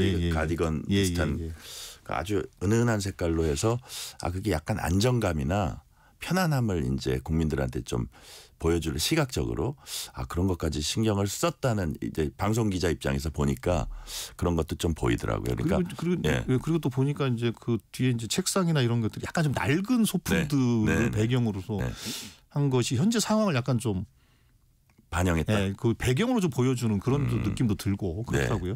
여러 가지 해석이 이제 가능하고요. 오늘 15일엔 책자 출간 앞두고 있습니다. 이런 일정들 하나하나 소화하면서 준비된 후보 이미지 이제 부각하고 있는 걸로 보이는데, 자 이제 그 뭐라 그럴까요? 캠프의 주요 보직을 맡는 분들 보니까 약간 개파색은 엷은 분들 위주로 한 것도 일부러 그랬다고 봐야 되나요? 그리고 아마 이제 경선 캠프는 그렇게 막 메머드급으로 짜지 않고 다분히 실무형으로 짜겠다라는 아마 이재명 이제 대표의 생각이 반영된 것으로 보이고요. 그리고 뭐 저 같은 경우에는 계속 당에서 이제 대변인 수석 대변인 역할을 좀 하는 거니까요. 그렇군요. 어떻게 보면 뭐 이게 앞서가고 있는 분의 여유일 수도 있고 그렇지만 여하튼 실무형으로 이렇게 효율적으로 꾸리겠다 이런 뜻 같아요. 자, 김동연 경기지사 인천국제공항에서 이제 출마 선언했고 김두관 전 의원 가장 먼저 뭐 개헌 대통령 되겠다 이런 출마 선언도 했고 김경수 전 지사도 이제 경선 대회를 합류할 가능성이 높은 것 같은데 그렇게 되면 뭐 전재수 의원까지 하면 어쨌든 5인 이내가 되지 않을까 이렇게 보이거든요. 근데 당내에서 무슨 뭐 오픈 프라이머리를 도입을 하니 뭐 이런 얘기가 좀 있잖아요. 이거는 도입이 될 수 있을까요? 이건 곧 정리가 됩니까? 룰은 어떻게 언제쯤 정리가 될 것 같아요? 지금 그 이재명 대표 사퇴하고 박찬대 원내대표가 이제 직무 대행을 하면서 어제 최고위를 통해서 특별 당규 위원회를 만들었습니다. 저희 당은 21대 대통령 선거 선출 규정이라는 특별 당규를 제정해서 그 당규에 따라서 경선을 진행을 합니다. 그래서 그 당규를 만드는 위원회를 이제 구성을 했고 위원장 이춘석 의원이 위원장을 맡게 됐는데 그 위원회에서 경선 룰에 관한 거 예를 들면 뭐 국민 경선으로 할 거냐 국민 참여 경선으로 할 거냐 그러면 권리당원의 비율을 어떻게 할 거냐 등등 이런 모든 것들 그리고 뭐 순회 경선을 하는데 순회 경선 어떤 순서로 할 거냐 다 이런 것들을 특별 당규 위원회에서 정리를 하게 돼 있어서 그게 지금 현재 오늘 좀 논의를 좀 계속 지금 하고 있는 중이고요. 하고 있는 중이고 현실적으로 이게 갑자기 대선이 치러지는 상황이기 때문에 이번 주 내로는 이게 정리가 안 되면 정상적인 경선을 진행하기 좀 어렵습니다. 그 얘기는 기존의 거를 많이 뒤엎는 그런 내용으로 가기는 쉽지 않다 이런 뜻인가요? 쉽지 않을 거고요. 그리고 민주당의 특별 당규는 우리 당의 이제 최고위원회, 당무위원회, 중앙위원회 같은 이런 의사결정 체계가 있지 않습니까? 그 체계를 통해서 의결을 하고 당원들의 투표까지 하도록 돼 있습니다. 그러니까 당원들이 투표를 하도록 해서 결정하도록 돼 있기 때문에 당원들의 투표권을 제한하거나 박탈하는 결과를 만들기는 어렵죠. 그 얘기네. 그게 핵심이네요. 그렇습니다. 네네. 자, 이게 하나 또 사람들이 워낙 한 후보가 세다 보니까 이게 좀 이렇게 뭐 꼭 경선이라는 건 재미있으면 좋고 국민의 이목을 끌면 좋잖아요. 그거는 좀 어려울 거다. 이런 전망이 나오는데 그 부분은 어떻게 보세요? 그런데 이제 그 보통 경선이라는 거는 우리가 그 두 가지 관점으로 봐야 될 것 같아요. 네네. 하나는 이제 지금 링이 두 개가 만들어지는 거거든요. 네네. 요 민주당이라는 링이 하나 만들어지고 네. 국민의힘의 링이 만들어지는데 요 링만 보면 별로 재미없을 수 있어요. 네네. 그런데 다른 링에서 우리 링을 향해서 계속 뭘 던지지 않습니까? 그럼 뭐 어떻게 대응을 해야 되잖아요. 그렇죠. 예. 그러면 이제 이 각자 링을 돌면서 서로 링끼리 주고받는 게 또 상당히 또 많을 겁니다. 왜냐하면 이번에 선거가 짧기 때문에 그래요. 두 개의 링을 왔다 갔다 하는 포탄. 그렇죠. 그거를 보는 게 관전 포인트다 그게 말씀이에요. 아마 국민들의 입장에서는 예. 이 짧은 시간이 진행되기 때문에 그 두 가지 링을 다 보면서 서로 어떤 얘기들이 주고받고 오가는 네. 것인가에 대해서 관심을 저는 가질 거라고 보고 있기 때문에 민주당이란 링만 보게 되면 뭐 별로 재미가 없는 거 아니야라고 생각할 수 있겠지만 네. 저는 그렇다고 생각하지 않습니다. 전체를 보면 그렇습니다. 그리고 이 부분 지난 대선 경선 때 이제 이낙연 후보하고 막 이렇게 막 어떻게 보면 치고받고 어떤 네거티브로 많이 했는데 그러다 보니까 그 상처가 이제 꽤 컸거든요. 그런 부분에 대한 어떤 당내 좀 얘기가 있을 것 같아요. 어떻습니까? 아무래도 그렇죠. 지난번 그 경선을 좀 잘 치르고 뭐 정말로 잘 통합을 해서 네. 선거를 치렀으면 0.73% 차이라는 패배는 없었을 것이다라고 생각하는 분들이 많기 때문에 아마도 모든 그 경선 후보자들이 과거에 그런 정말 아픈 기억을 갖고 있기 때문에 최대한 정책적인 논쟁으로 갈 것이라고 생각을 합니다. 그렇게 돼야만 우리 당의 후보가 경쟁력도 가질 것이고 본질적인 문제를 가지고 서로 토론을 하고 그걸 가지고 우리 당원들이나 국민들이 선택할 수 있도록 하는 게 맞다고 보고 있고요. 저는 네. 우리 당의 후보자들이 저는 충분히 그렇게 할 거라고 생각하고 있습니다. 네. 이재명 전 대표 주요 대선 전략 가운데 하나가 이제 중도 확장입니다. 싱크탱크 성장과 통합 중심으로 이제 뭐 비전이라든지 정책 성사진 내놓을 걸로 보이는데 자 국민의힘은 이렇게 이제 뭐 폄하한다고 봐야죠. 뭐라고 비난을 하냐면 이재명 전 대표의 이 중도 확장 전략이 선거용에 불과한 것이고 기본소득으로 대표되는 정치인 이재명의 본질은 변하지 않는다라고 이제 공세를 펴고 있습니다. 그렇다면 그게 아니라 진짜 이게 진정성이 있고 정책으로 보여줄 거다. 이거를 국민을 설득해야 되잖아요. 어떻게 설득할 수 있을까요? 우선 이제 기본소득에 대한 거는 네. 국민의힘 정강 정책에도 들어가 있습니다. 그러니까 기본소득, 예. 그럼요. 그래서 그런 하나의 이제 단어, 물론 뭐 그걸 가지고 이재명 대표의 약간 그동안의 상징이라고 표현할 수 있을지 모르겠지만 그런 정책 하나하나 가지고 어떤 소위 이념 혹은 색깔 그런 걸 덮어씌운다? 덮씌우는 거는 별로 바람직하지 않고요. 네. 그리고 아까도 말씀드린 것처럼 실제로 저희들은 그렇게 생각을 하고 있습니다. 워낙에 지금 어렵습니다. 네. 우리가 갖고 있는 이 불안감은 뭐냐면 대한민국이 지금까지 잘 성장해 오지 않았습니까? 그런데 이게 우리나라의 대한민국의 피크 아니겠냐라는 불안감이 있는 겁니다.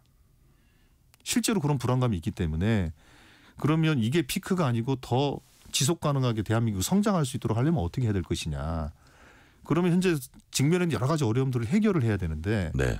그 해결을 하기 위해서는 그동안 우리가 선험적으로 또 경험적으로 가지고 있던 해법 가지고는 안 된다라는 게 기본적으로 민주당의 생각입니다. 이재명 대표도 마찬가지고요. 그렇기 때문에 잘사니즘, 먹사니즘이라는 개념이 나오는 것이고 중도 보수라는 얘기가 나오는 것이고 네. 또 실용주의라는 것들이 나오는 얘기인데 그걸 어떻게 믿냐. 그거지 않습니까? 어떻게 믿냐. 네. 근데 최근에 보여주는 모습을 통해서 확인할 수 있을 겁니다. 예를 들면 연금 개혁, 국민연금 개혁하는 과정 속에서 계속 민주당이 양보를 해오지 않았습니까? 네네. 그러니까 어떻게든 타협을 안을 만들려고 노력했던 모습들, 금투세 폐지에 동의했던 과정들 등등 이런 과정들이 과거에 우리가 어떤 하나의 그 정책적인 수단을 선택을 하면 뭐 죽어도 못 받고 네. 이런 완고한 태도가 아니라 실용적이면서도 아주 유연한 접근을 하고 있다는 것이 이미 실증적으로 최근에 보여졌다고 생각합니다. 네. 자, 이 질문을 드릴게요. 국민들이 과연 어떻게 될까 이게 궁금해하시는 분들 실제로 있을 것 같은데 지금까지 민주당이 어떤 입법권을 가지고 뭐 국민의힘 입장에서는 뭐 입법 폭주를 했다 이런 얘기를 많이 하는데 만약에 이재명 대표나 누가 이제 그 행정권까지 갖고 오면 그다음에 뭐 예를 들어서 이제 대통령이 또 법관도 지명을 하잖아요. 대법관도. 그럼 정말 무소불위의 권력을 갖게 되는 거 아니냐는 우려가 또 있는 것도 사실입니다. 그런 부분은 국민들을 어떻게 설득해 나갈 수 있을까요? 일단 저희들이 22대 국회에 들어서서 그 민주당이 뭐 이제 폭주했다라고 뭐 그렇게 생각하시는 분 있을 수 있을 것 같아요. 시각에 따라서는. 그러나 저희들은 일을 하기 위해서 했던 겁니다. 네. 그런 면에서 보면 그러니까 일을 하는 세력과 일을 하지 않은 세력들을 좀 구분해서 좀 평가해 볼 필요는 있는 것 같고요. 첫 번째는 그거고 두 번째로는 그 성과라는 그러니까 일을 하는 집단이 갖는 성과인 겁니다. 네. 지금 대한민국이 처해 있는 상황이 너무 어렵기 때문에 속도감 있게 성과를 내야 됩니다. 그러나 그 성과를 낼 때 저희들이 일방적으로 폭주하거나 그러지 않을 겁니다. 권력을 절제하면서 네. 대화를 통해서 또 타협을 만들어가면서 성과를 내기 위해 집중할 것입니다. 그러니까 모든 그 결론은 어떻게 성과를 낼 것인가 거기에 집중하면서 할 겁니다. 그렇기 때문에 앞서 말씀드린 것처럼 우리가 종래에 주장했던 정책이라 하더라도 성과를 위해서 과감히 포기해야 된다고 포기할 겁니다. 네. 이미 저희들은 그것 또한 보여줬다고 생각합니다. 성과에 초점을 맞추다 보면 그런 우려는 사라질 수 있다. 그런 그렇습니다. 취지로 말씀해 주셨고요. 자, 국민의힘 쪽으로 가볼게요. 어제 김문수 전 장관, 오늘은 한동훈 전 국민의힘 대표 대선 출사표 내놨습니다. 앞서서 안철수 의원 이제 출마 선언했고 앞으로 이제 홍준표 대구시장, 오세훈 서울시장, 유승민 전 의원, 나경원 의원 뭐 이렇게 두 자릿수가 거의 확실시 되고 있습니다. 왜 이렇게 많이 나온다고 보세요? 글쎄요, 많이 나오는 이유에 네. 대해서는 네. 글쎄요, 뭐 특별한 센 어떤 주자가 없어서 그럴 면도 있을 것 같고요. 네네. 과거에 뭐 구룡인이 그랬던 시절도 있지 않습니까? 지나보다. 예, 뭐 그런 생각이 나더라고요. 근데 중요한 문제는 대선에 출마한다는 것은 네. 내가 현재 상황을 어떻게 진단하고 어떻게 대한민국을 이끌고 가겠다는 비전과 대안이 있어야 되는 거 아니겠습니까? 그런데 국민들이 국민의힘 주자들에게 요구하는 게 과연 무엇일까? 도대체 집권 3년 만에 대통령이 파면되고 이런 상황을 왜 만들었을까? 그거에 대한 반성과 이런 게 있어야 되죠. 반성과 뭐 사과 이런 게 전혀 없고 제가 들어보니까 뭐 죄송합니다. 뭐 국민 여러분 죄송합니다. 이게 뒤에 이제 백드롭 보통 당대표 회의실 같은 백드롭 걸어놨죠. 그 3일 만에 내렸대요. 그러니까 반성도 없죠. 그리고 지금 현재 이 상황에 대한 정확한 진단도 없죠. 그러니 비전과 대안도 없습니다. 유일하게 있는 건 뭐냐면 윤석열 대통령을 뭐 여전히 지키겠다라는 주장과 민주당과 이재명 대표에 대한 원색적인 비난 말고는 아무것도 없습니다. 그러면 의원님이 보시기에는 민주당 입장에서는 되게 쉬운 선거다 지금? 쉬운 선거라기보다는 안타까운 선거인 거죠. 왜냐하면 상대방이 좀 잘했으면 좋겠는데 그렇게 해야 서로 간에 그 공론의 수준이 올라가면서 그래도 선거 과정이라는 게 단순하게 지고 이기고의 문제가 아니라 선거 과정을 거치면서 국민적 합의가 만들어지는 거 아니겠습니까? 그렇죠. 국민들에게 비전도 보여주고. 그럼요. 그렇게 해야 사실은 그렇게 될 게 뻔하거든요. 만약에 어느 일방이 집권을 하면 그 토론 과정이 합리적이면 그 패배한 집단이 승복을 하면서 때로는 도와주기도 하고 뭐 허니문도 있고 이런 거 아닙니까? 근데 이런 과정을 거치지 않은 불을 보도 뻔하거든요. 그러니까 만약에 민주당이 집권한다 그러면 국민의힘은 사사건건 이제 또 발목을 잡을 거거든요. 승복 안 하고. 그러니까 토론 과정을 좀 대선 과정을 서로 합리적이고 정상적으로 거쳐야 그런 과정. 그 이후의 정치도 정상화될 수 있다. 그렇습니다. 그런 측면에서 보면 국힘 주자들이 저렇게 나오는 것은 안타까운 일입니다. 네. 자, 최근에 민주당 초선 모임 더민초가 한덕수 대통령 권한대행에 대한 탄핵 추진하겠다는 뜻 밝혔습니다. 자, 2명의 헌법재판관 지명 월권으로 규정한 데 따른 후속 조치입니다. 아직까지 당 지도부 입장은 아닌 것 같은데 의원님 보시기에 재탄핵 들어갈 가능성 있습니까? 우선은 한덕수 대행에게 그 헌법재판관 지명은 대통령, 그러니까 국민으로부터 주권을 직접 위임받은 선출된 대통령의 권한이지 대통령의 유고 고리로 발생한 대행이 행사할 수 있는 그런 권한이 아니다. 그렇기 때문에 헌법재판관 2인에 대한 지명은 당연히 위헌이고 월권적 행위다라는 것을 저희들은 규정을 했고요. 그걸 철회하라 이렇게 요구를 하고 있는 상황입니다. 철회를 하지 않으면 저희들도 결단할 수밖에 없습니다. 철회 안 하면 그 추진할 수 있다는 말씀이시고요. 자, 근데 한 총리 탄핵 추진이 이른바 한 총리 차출론이 나오는 시점에 이제 그게 얘기가 동시에 되니까 좀 미묘한 파장을 낳고 있는데 이른바 뭐 이런 얘기예요. 탄핵을 추진하면 한 총리가 자기가 선수복을 입고 뛰어드는데 좀 날개를 달아줄 수도 있다 오히려. 뭐 이런 관측도 있는데 그런 부분은 어떻게 보세요? 그게 뭐 날개를 달아줄지 뭐 그 날개가 부러질지는 알 수 없습니다만 그 문제를 떠나서 이건 원칙적인 문제는 있는 거고요.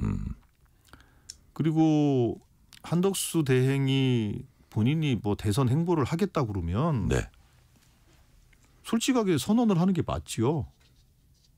그리고 그 권성동 원내대표가 어제 이제 그런 얘기를 했다고 그럽니다.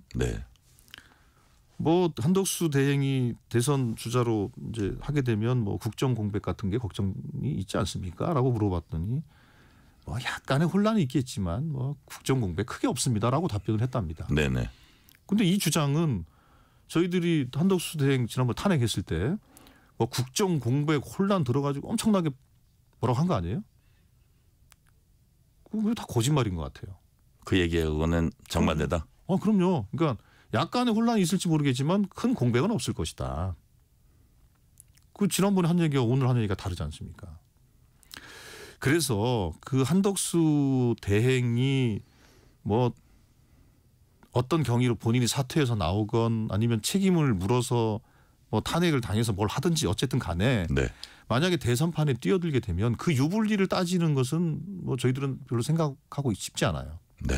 그게 중요한 게 아니고 이 한덕수 대행이 그 대행 시절에 했던 행위가 헌법과 법률에 반하는 것이냐 월권적 행위를 한 것이냐 그게 보다 본질적인 문제라고 생각합니다. 우원식 국회의장이 대선 개헌 동시투표 제안을 사흘 만에 철회했습니다. 이재명 대표가 반대했고 그리고 강성당원들의 압박에 국회의장이 백기를 들었다. 이게 이제 국민의힘의 시각입니다. 이 문제는 어떻게 보세요? 그거는 국민의힘의 시각인지 모르겠지만 잘못된 시각이고요. 저희들은 그때 최고위원회 회의를 통해서 의장의 제안을 무겁게 받아들여서 현재 합의 가능한 수준의 합의를 하자라고 얘기를 한 겁니다. 그래서 국민의힘에서도 그동안 주장을 했던 5.18 정신을 헌법 전문에 수록하는 문제와 최근에 벌어진 여러 내란 사태에 대한 그걸 좀 제도적으로 헌법적으로 보완하기 위해서 대통령의 계엄 선포권을 요건을 좀 강화하는 방향으로 개정을 하자. 일단 두 개는 합의가 되기 쉽지 않겠냐 하고 나머지 뭐 권력구조 문제든 다른 기본권 조항이든 뭐든 이런 조항들은 논의를 해서 합의가 되면 합의되는 것만큼 하자라는 게 저희들의 공식적인 입장이었습니다. 그런데 이거에 대해서 사실은 뭐 국민의힘이 원칙적으로 찬성한다는 얘기만 하지 그 어떤 과정 그 절차를 밟지는 않았어요. 그 절차를 밟으려면 어떤 게 필요하냐면 국민투표법 개정이 필요한데 그래서 그 저희 더불어민주당과 이재명 대표는 당시에 그러면 국민투표법 개정을 위해서 그러면 논의를 해보자라고 했는데 지금까지 진행이 안 되고 있지 않습니까? 그러니까 국민투표법이 개정이 안 되면 그게 15일까지 되지 않으면 할 수가 없는 거예요. 그렇기 때문에 우원식 의장은 현실적으로 이번에 대선 투표일과 개헌 투표를 그 수준이 뭐 많던 적던지 간에 합의 수준이 하기는 현실적으로 좀 어렵다라고 판단하게 된 거죠. 시간이 다 되긴 했는데 마지막 질문 짧게 드릴게요. 자, 이번 대선 과정에서 대한민국 유권자들이 바로 이 부분에 주목했으면 좋겠다고 생각하는 부분 어떤 부분입니까? 예, 정치는 책임도 물어야 된다고 생각합니다. 지금 3년간 윤석열 대통령과 국민의힘이 대한민국을 어떻게 이끌고 왔는지에 대해서 평가를 저는 해야 된다고 생각을 하고 또 하나 이렇게 좀 많이 어려워진 이 국면을 해결하기 위해서 네. 어떤 집단들이 훨씬 더 유능하게 일을 할 수 있을 것인지에 대해서 저희 더불어민주당은 국민들께 소상히 설명드리고 선택을 받기 위해 노력할 겁니다. 네, 오늘 말씀은 여기까지 듣겠습니다. 지금까지 민주당 수석 대변인 맡고 계신 조승래 의원이었습니다. 말씀 감사합니다. 네, 감사합니다. 퇴근길 당신과 함께 읽는 세상 이야기 KBS 1라디오 뉴스레터 K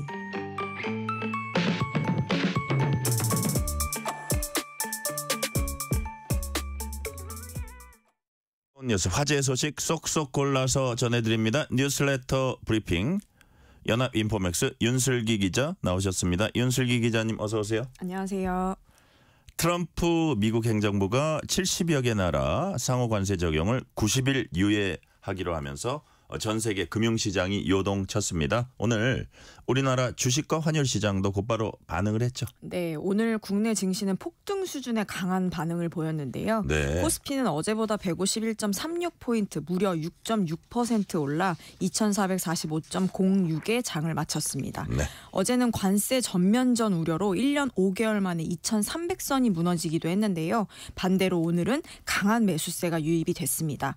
코스닥 역시 전 거래일 대비 5.97% 오른 681.79로 장을 마감했는데요. 오늘 오전 9시 6분 코스피 시장에서는 프로그램 매수 호가가 급증하면서 매수 사이드카가 발동됐습니다. 지난해 8월 6일 이후 약 8개월 만의 일인데요. 코스닥 시장에서도 같은 시각 매수 사이드카가 발동돼 투자 심리가 단숨에 회복된 분위기를 반영했습니다. 원달러 환율도 크게 떨어졌는데요. 서울 외환시장에서는 환율은 어제보다 27.7원 내린 1456.4원으로 주간 거래를 마감했습니다. 어제까지는 관세 충격으로 환율이 급등하며 1484.1원을 기록했는데 글로벌 금융위기 이후 약 16년 만에 최고치였거든요. 그런데 상호관세 유예 조치가 전해지면서 외환시장도 안도했고 달러 매수세가 크게 줄어든 것으로 보입니다. 시장에서는 관세 유예가 일시적인 숨고르기라는 해석과 향후 협상 여지에 기대를 건 투자 심리가 뒤섞인 모양새입니다. 네. 근데 트럼프 대통령이 방위비 분담금과 주한미군 관세 문제 함께 묶어서 협상하겠다 이런 입장을 밝혔다고 합니다. 그렇다면 이 발언이 한미간 협상 구도에 어떤 영향을 줄 수 있을까요? 네, 트럼프 대통령이 현지 시간으로 9일 백악관에서 행정명령 서명 행사 중 기자들과 만나 해외 주둔 미군 문제는 상황에 따라 다르다며 유럽과 한국 모두의 충분한 보전을 받고 있지 못하다라고 말을 했는데요. 네. 방위비 분담에 대한 불만을 다시 꺼낸 겁니다. 이 발언은 주한미군 주둔 비용을 다시 문제 삼겠다는 의도로 해석이 되고 있는데요. 구체적인 감축 계획을 밝히지는 않았지만 가능성 자체를 열어놨다는 평가입니다. 트럼프 대통령은 이 문제를 무역과는 별개라고 하면서도 협상에 함께 넣는 것이 합리적이고 깔끔하다라고 말하기도 했습니다. 즉 방위비 분담금, 주한미군, 관세 등 서로 다른 사안을 한 바구니에 담아 패키지로 협상하겠다는 뜻을 다시 밝힌 겁니다. 어제 한덕수 대통령 권한대행과 통화를 했는데요.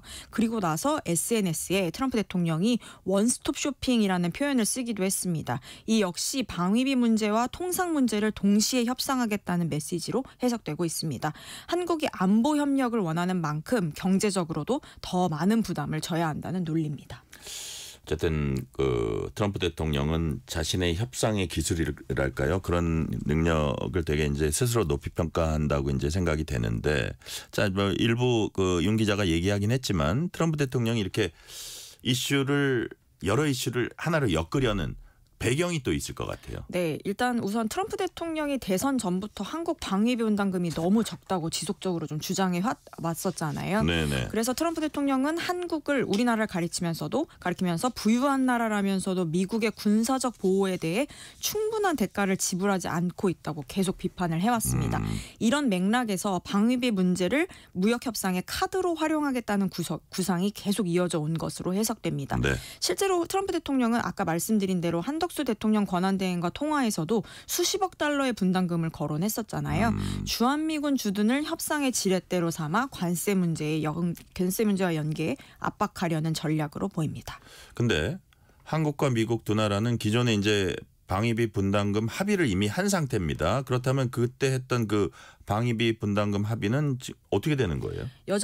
현재까지는 여전히 유효한 상태입니다. 바이든 정부 시절에 체결된 특별협정을 말씀하시는 거잖아요. 네네. 그거는 이제 현재까지는 유효한데요.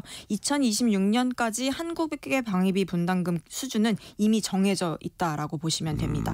하지만 이제 트럼프 대통령이 과거부터 이 부분에 대해 불만을 계속 드러내왔던 만큼 이번 이런 발언들을 통해 재집권 후 이 합의를 재조정할 수 있다는 신호로도 볼 수 있습니다.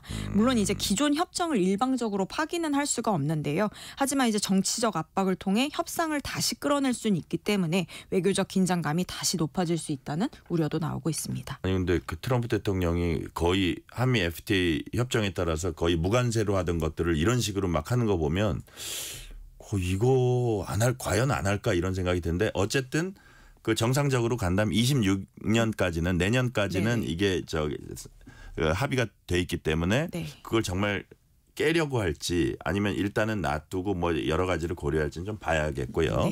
자, 그렇다면 현재 우리 정부 어떤 입장 갖고 있습니까? 우리 정부는 일단 경제와 안보는 별개라는 기존 입장을 유지하고 있습니다. 지난 10월에 아까 말씀하신 대로 2026년부터 적용될 방위비 분담금 협정을 체결했고 2030년까지 매년 CPI 그러니까 소비자 물가지수 증가율에 따라 인상하는 틀도 합의한 상태입니다.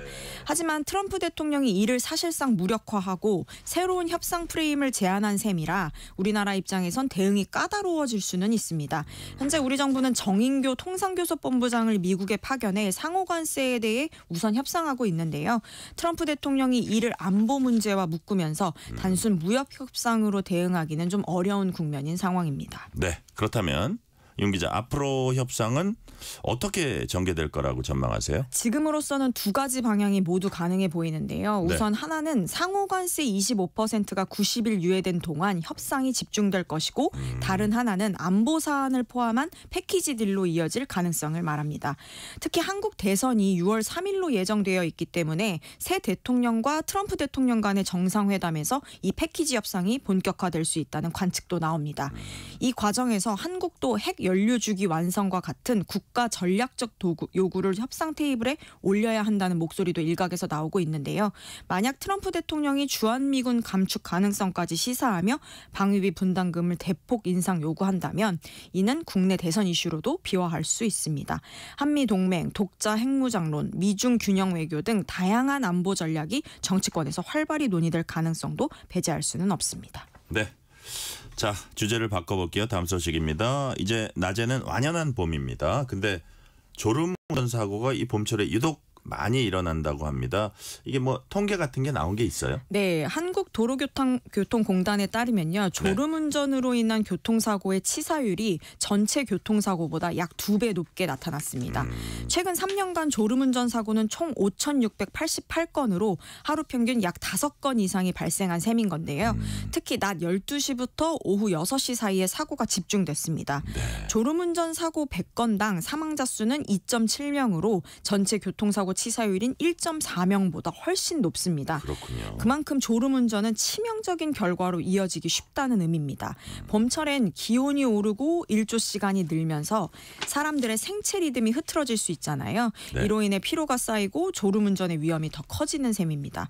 게다가 또 졸음운전 중에 약 3초간 전방을 보지 못하면 시속 60km에서는 약 50m, 100km에서는 무려 83m를 통제 없이 주행하게 됩니다. 끔찍하네요. 이런 상황은 이제 대형 사고로도 직결될 수밖에 없습니다. 100km에서는 3초만 졸면 83m를 그냥 가버리는 거네요. 내가 앞을 안 보는 상황에서.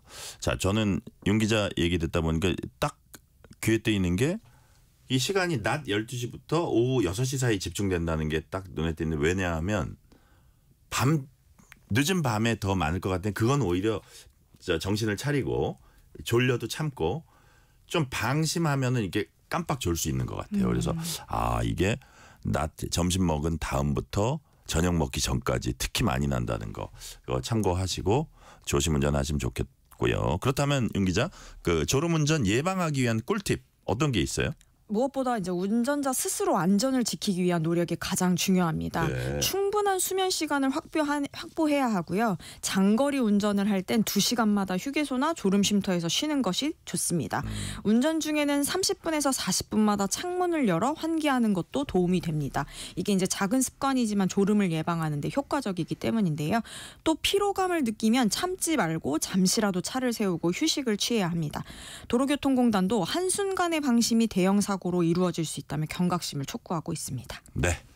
자, 끝으로 사건 사고 소식 하나 전해드릴게요. 마라톤 경기 참가자가 달리던 도중에 어디선가 난데없이 날아온 골프공에 얼굴을 맞았습니다. 자, 경찰이 이제 수사를 해서 이걸 검찰로 넘겼다면서요? 네, 지난해 인천 송도에서 열린 마라톤 대회에서 발생한 사고인데요. 네. 사건은 지난해 10월 6일 오전에 발생했습니다. 당시 30세 마라톤 참가자 A씨가 송도 한 골프장 인근 10km 코스를 달리다가 골프공에 얼굴을 맞았습니다. A씨는 구급차로 병원에 옮겨졌고 A씨의 치아와 턱관절에 부상을 입어 전치 3주 진단을 받았습니다. 경찰 수사 결과 골프장 측은 외부로 공이 튀어나가지 않도록 막는 그물망조차 설치하지 않은 것으로 드러났습니다. 그래요. 실제로 이 골프장에서는 과거에도 공이 외부로 날아간 사고가 여러 차례 있었던 것으로 파악이 됐는데요. 인천 연수경찰서는 안전관리 소홀에 따른 책임이 명확하다고 보고 골프장 총괄 지배인과 안전관리자를 업무상 과실치상 혐의로 불구속 입건해 검찰에 송치했습니다. 네. 참고로 이 혐의는 피해자와의 합의 여부와 관계없이 수사가 가능합니다. 그렇군요. 골프장 측 뭐라고 해명했어요? 골프장 운영사 측은 그물망을 설치하려고는 했는데 인근 아파트 주민들의 조망권 민원이 있어서 결국 자재를 폐기하고 원상 복구했다는 입장입니다. 대신 안전사고 방지를 위해 외곽에 나무 300그루를 심었다고 밝혔는데요. 또 최근에는 골프장 주변에서 행사를 자제해달라고 요청했고 관련 기관과도 협의 중이라며 안전조치를 강화할 계획이라고 해명했습니다. 하지만 경찰은 이제 과거 유사 사고가 반복된 점과 그물망 미설치 등 안전조치 부족을 중대한 과실로 보고 법적 책임을 묻기로 한 겁니다. 여기까지 듣겠습니다. 지금까지 연합인포맥스 윤슬기 기자였습니다. 말씀 감사합니다. 감사합니다.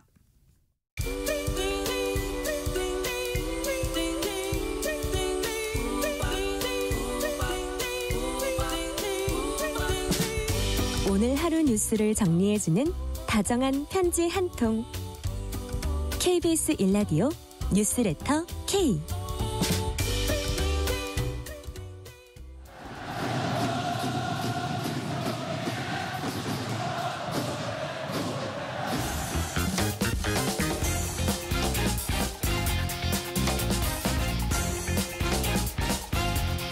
한 주의 스포츠 소식 전해드립니다. 스포츠는 완수. 이번 주 스포츠 뉴스 KBS 김한수 기자와 완수해보겠습니다. 김한수 기자 어서 오세요. 네, 안녕하세요.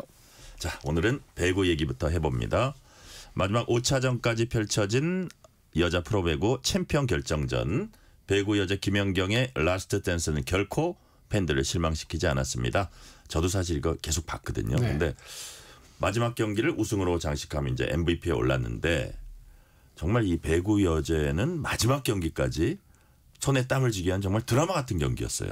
네. 뭐 경기도 경기였지만 사실 그 실력이라고 하는 게 보통 은퇴할 때 되면 경기력이 좀 떨어져서 은퇴를 하는 거잖아요. 근데 이 정도 실력 되면 또 은퇴를 번복하라 이런 소리 나오지 않을까. 그러니까요. 경기를 보면서 계속 그런 생각 들었고 말씀하신 것처럼 시리즈 전적 2승 2패의 5차전. 네. 그런데 1세트 김연경의 맹활약으로 흥국생명 1대0. 그 2세트도 맹활약으로 2대0. 잠시 3, 4세트는 뭔가 좀 이렇게 상대방을 배려하는 듯한 그래서 또 메가라는 선수를 이렇게 붐업시켜주고 2대2 동점. 그리고 마지막 세트에서 또 승리를 가져가서. 그러니까요. 이게 사실 5차전까지 오는 것도 2번 흥국생명 먼저 이기고 정관장이 2번 이기고 똑같이 그렇게 돼버린 거예요. 예, 그때 지난주에 저희가 그랬잖아요.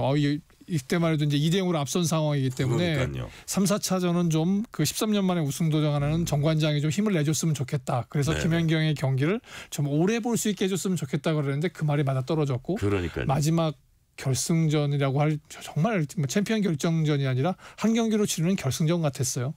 근데 뭐 지금 말씀하신 것처럼 3대2 정말 꽉 채워서 이겼고 그리고 뭐 정규리그 MVP 또 저기 챔피언 결정전 MVP 통합 우승까지 달성 그리고 마지막 댄스를 그렇게 하고 나만큼 행복한 은퇴를 맞은 선수가 없을 거야 하고 배구 코트를 떠난다면 어떻게 팬들이 그 선수를 사랑하지 않을 수 있었겠습니까? 네.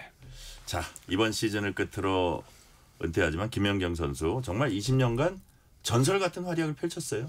네, 그 등장 자체부터 그랑 데뷔였어요. 2005-2006 시즌에 첫 해 이제 흥국생명에 입단을 했는데 데뷔 첫 해 기억나요? 이렇게 단발. 맞습니다. 그러니까 그 단발. 그러면서 제가 뭔가 큰일을 내볼 거예요. 이런 당찬 그런 뭐랄까 인터뷰에 그런 각오 같은 게 실려 있었는데 득점왕, 공격상, 서브상, 신인상, 정규리그 MVP, 챔피언 결정전 MVP. 뭐 도무지 무서울 것 없는 신예가 나타났는데 그 신예가 커서 뭐 정말 떡잎부터 달랐던 신예가 커서 20년 뒤에 배구 여제로 정말 레스댄스를 추고 갔어요.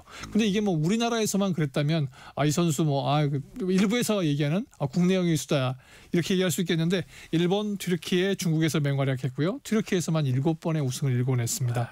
그리고 이제 지난 2000년, 2001년 시즌에 흥국생명으로 복귀를 해서 불행히도 챔피언 결정전에는 갔지만 우승을 못하는 그것도 2경기를 이겨놓고 이번간 정반대로 3경기를 모두 내주는 그런 아픔을 겪었는데 마지막 경기에서 통합 우승을 달성을 했습니다. 그리고 이제 배구 한국 여자 배구 최초로 은퇴 경기를 치르면서 전 경기를 거의 다 꽉 채웠고요. 이제 흥국생명의 10번은 영구 결번입니다. 그래서 김연경이라는 사람을 계속 이제 기억하게 될 거고요. 뭐 국가대표로서도 2002 런던 올림픽 또 도쿄 올림픽 4강 신화 많은 분들 기억하셨을 겁니다. 그 응원했었던 그런 함성 그대로 본다면 사실 한국 여자 배구도 흥국생명도 또 우리 국가대표팀도 어쩌면 김연경 본인도 이제 제2의 김연경을 만드는 일에 몰두를 해야 될 것 같거든요. 그러니까요. 당장 김연경이 없는 코트에 팬들이 갈까? 이거 한 번쯤 우리 이제 여자 배구계가 한번 고민해 봐야 되지 않을까 싶습니다. 그러니까요. 타이거 우즈가 나오는 거하고 안 나오는 거하고 PGA 매출이 막 50% 왔다 갔다 한다는 거하고 비슷한데 자, 흥국생명을 6년 만에 통합 우승 이끈 마르첼로 아본단자 감독은 튀르키예로 돌아가는 거예요.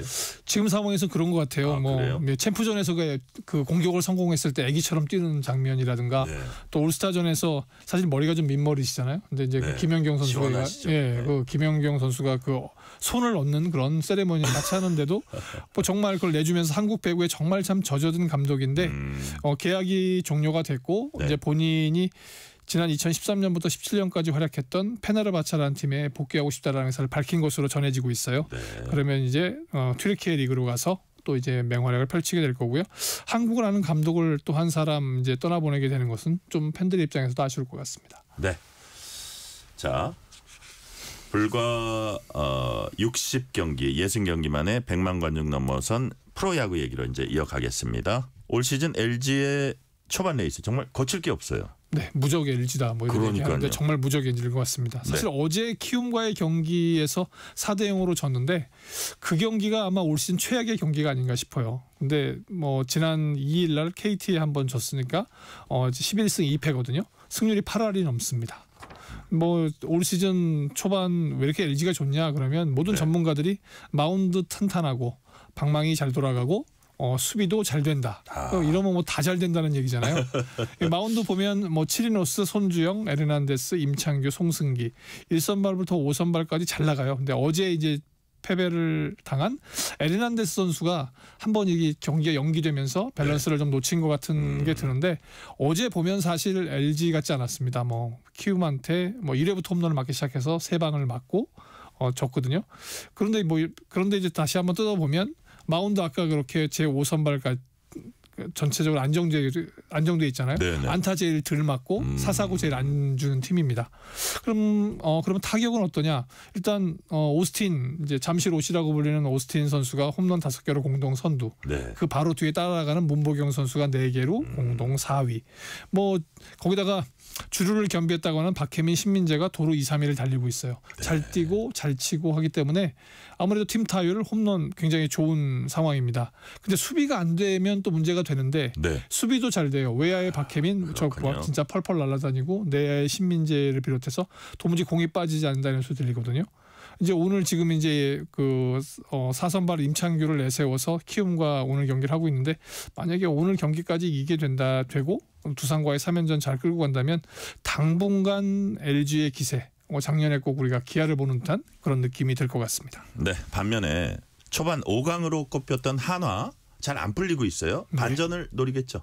반전을 노리죠. 사실 지난 토요일 날 삼성의 극적인 역전승을 거뒀을 때만 해도 좀 풀리겠구나 했는데 좀 이렇게 다시 말리다가 어제 간신히 이제 두산을 이겨서 시즌 5승째입니다. 어떤 팀은 12승 달리는데 5승. 그래서 현재 10위. 네, 10개 팀 중에 10위. 승률 3할 3푼 3리. 그렇군요. 뭐 전체적으로 좋지 않은데 부진의 이유는 투수진 좋아요. 와이스, 유현진, 문동주, 뭐 폰세 이렇게 이 정도 보면 사실 투수진에서 밀리지 않거든요. 근데 이제 문제는 폰세를 제외하고는 이런 투수들이 승이 없습니다. 네. 왜냐하면 타자들이 받쳐주지 못하기 때문에. 그러니까요. 네, 안타깝네요. 부진 이유를 보게 되면 팀 타율이 1할 때예요. 1할 8푼 6리입니다. 그 1위인 NC가 2할 8푼 3리. 또 2위인 LG가 2할 8푼 1이거든요. 타격만 보면. 그러면 전체적으로 1할 정도가 차이가 나요. 네. 예, 근데 못 쳐도 너무 못 치기 때문에 전체적으로 한번 보게 되면 얼마나 못 치나 이렇게 한번 봤더니 일단 득점 못 치니까 득점에 문제가 있습니다. 삼성이 지금 99득점을 하고 있고 LG가 91득점을 하고 있거든요. 근데 13경기에서 45득점입니다. 네. 반밖에 안 돼요. 리그 평균 보면 지금 10개 팀이 650점을 올렸기 때문에 득점이 리그 평균은 65점입니다. 거기도 20점이 모자라요. 네. 전체적으로 보게 되면 다 못 쳐도 너무 못 친다. 뭐 정규 타자 중에 3할 타자 1명 정도밖에 안 되고요. 뭐 이제 믿었던 안치홍 지금 6푼 7리입니다. 6할이 아니고 6푼 7리. 예, 플로리얼 1할 7푼. 홈런왕을 경험했던 노시환 2할 1푼. 최은성 1할 8푼. 그나마 문현빈 선수가 2할 1푼 6리. 그 사실 투수를 살려줄 수 없는 타자가 되기 때문에 지금 아마 굉장히 한화 입장에선 달려가고 싶은데 너무나 못 쳐주는 타자들이 야속할 것 같습니다. 네, 메이저리그 소식 잠깐 살펴볼게요. 바람의 손자. 근데 요즘은 오히려 이정우가 그 자기 아버지의 아들이 아니라 오히려 거꾸로 부른다면서요. 이정우 하도 그 유명해져서. 샌프란시스코 이정우 활약 어떻습니까? 요즘 뭐 뱃 컨트롤의 마술사라고 불릴만 하다고 합니다. 그러니까요. 네, 오늘 같은 경우에는 이제 홈런만 빼고 사이클링 히트를 쳤어요. 그러니까 사실 그 샌프란시스코 구장이 되게 이쁘잖아요. 그래서 오른쪽 우측 담장을 넘기면 맥코비만이라고 해서 그 대서양의 그 바닷물이 흐르고 있는데, 그렇죠. 예, 거기에 한번 홈런을 치면 퐁당 빠뜨린다고 해서 스플래시 히트라고 하거든요. 맞습니다. 그거 하나만 터트려 준다면 올 시즌 이정우 뭐 될 것 같은데요. 신시내티와의 홈 경기에서 일단 4회에 그 3루타를 쳤어요. 3루타를 쳐서 주자를 불러들였는데. 사실 이 신시내티라는 팀이 중부 리그의 괴짜 같은 팀입니다. 그렇죠. 그쪽에 5위 팀이거든요. 5개 있는데 5위 팀. 사실 만만한 팀이어야 되는데 이 젊은 선수들이 똘똘 뭉쳐버리니까 그 주중 3연전에서 1, 2차전을 2대0, 1대0으로 졌어요. 그랬어요? 네, 그래서 이제 그렇다고 세 번째 경기에 들어섰는데 3회 초에 무려 5점을 내줬습니다. 도무지 득점을 못 내고 있는 상황이 발생한 거죠. 그런데 이정우가 날카로운 3루타를 치면서 경기를 바꾸기 시작했어요. 물꼬를 텄군요. 물꼬를 텄어요. 그래서 결국 연장 승부 끝에 8대6으로 역전승을 했습니다. 근데 이 경기가 얼마나 중요하냐면 이 경기를 이김으로 해서 샌프란시스코 자이언츠가 LA 다저스를 제치고 9승 3패, LA 다저스 10승 4패. 그래서 리그 2위로 올라섰어요. 뭐 LA 다저스는 뭐 말 안 해도 아시는 선수들이 많잖아요. 오타니를 비롯해서 그런 팀들을 일단 승률에서 앞서기 시작했고 최근 10경기 중에서 8승 2패의 상승세를 주도하고 있습니다. 그럼 뭐 개인 성적이 나쁘냐? 그것도 아니에요. 45타수 15안타기 때문에 타율을 3할 3푼 3리. 정확히 3분의 1 때리고 있고요. 4타점 볼넷. 그다음에 뭐 11득점 올렸고 OPS도 0.9가 됩니다. 0.9대 팀 내 타율 2위, 출루율 2위, OPS는 3위. 또 2루타는 리그에서 1위, 7개를 치고 있어 1위. 이렇게 치고 있으니까 이제 뭐 미국의 ESPN이 이런 전망을 내놨어요. 내셔널 리그 타격왕도 이대로만 가면 되지 않겠냐. 그래서 뭐 2년 타격왕을 보냈던 이제 RIS라는 선수가 있는데 그 선수를 제치고 이정우가 이대로 간다면 내셔널 리그 타격왕이 될 것이고 최우 선수 투표에서 적어도 5위권엔 들어오지 않겠냐. ESPN이 이렇게 얘기를 하고 나니까 야후가 조금 마음이 좀 답답했는지 바로 기사를 냈죠. 2025 시즌에 가장 뜨겁게 시작한 6명의 한 명으로 이정우를 꼽을 수 있다. 그러니까 이 정도 보게 되면 아까 이제 말씀하신 것처럼 이정우가 이종범의 아들이냐, 이종범 코치가 이제는 그 이정우의 아버지냐. 그러니까요. 그 원전 논란은 당분간 계속될 것 같은데요. 자, 쇼트랙 국가대표 선발전도 있었습니다. 박지원과 황대헌이 또 충돌했습니다. 자, 두 선수의 악연 정말 즐기네요. 지난 2023년 월드컵 1000m부터 시작했으니까 그러니까요. 2023년 그다음에 2024년에 세계 선수권 1000m, 1500m 또 작년에 또 선발전에서도 한번 부딪혔잖아요. 그래서 이제 황대현 선수가 저거 됐었는데 1000m 준준결승전 어제도 또 부딪혔어요. 네. 어제는 사실 이제 직선주로 방해라고 해서 황대현 선수가 이렇게 그 박지원 선수가 파고드는 걸 막았어요. 그래서 이제 반칙이 됐는데 만약에 박지원 선수가 구제되지 않았다면 2차 선발전에 못 나가게 됐거든요. 주말에. 네. 그랬으면 이건 정말 큰 일이 될 수 있었는데 그렇군요. 다행히 뭐 2차 선발전에 나가게 돼서 이제 근데 한편으로는 2차 선발전 이번 주말 전에 또 충돌하면 어떡하지? 하는 이런 그 걱정부터 먼저 걱정이 되죠. 이런 이제 큰 선수들이 이렇게 충돌을 하고 있는 사이에 17살 고등학생인 임종원 선수가 종합 1위, 또 대학생 신동민 선수가 2차 선발전까지 나와서 남자 쇼트랙 잘못하게 되면 이렇게 정말 대단한 선수들끼리 싸우다가 세대 교체가 돼버릴 가능성도 있을 것 같아요. 그러니까요. 근데 뭐 지난 하얼빈 동계 아시안 게임을 앞두고 한번 말씀드렸었는데 황대현, 박지원, 린샤오진, 그러니까 임효준 선수가 세 명이 왜 악연이 있었다고 했었잖아요. 그러니까요. 그 악연이 없었다면 세 선수가 우리 팀에 모두 있는 상황이 발생할 수 있었을 어마어마할 텐데요. 너무나 아쉬운데 내년 이제 이탈리아 올림픽에서 이 세 선수가 어떻게 보면 지금 상황에서 대결을 펼칠 수 있을 것 같아요. 이탈리아에서는 제발 이 세 선수의 악연이 좀 풀려서 한국 쇼트랙이 또 좀 재미있는 그런 양상으로 바뀌었으면 합니다. 네. 시간이 거의 다 되긴 했는데 끝으로 주말에 볼 만한 경기 소개해 주세요. 네, 지금 말씀드렸던 쇼트랙 국가대표 선발전 2차전이 12일, 13일 목동에서 있고요. 이번 주에도 프로야구 있는데 이번 주 KBS가 뽑은 프로야구 픽은 홈런 군단 1위인 삼성 3위 달리고 있죠. 그다음에 평균 자책점 2위 도무지 짠물 수비를 펼치고 있는 강철 매직의 주인공 KT가 맞붙게 됩니다.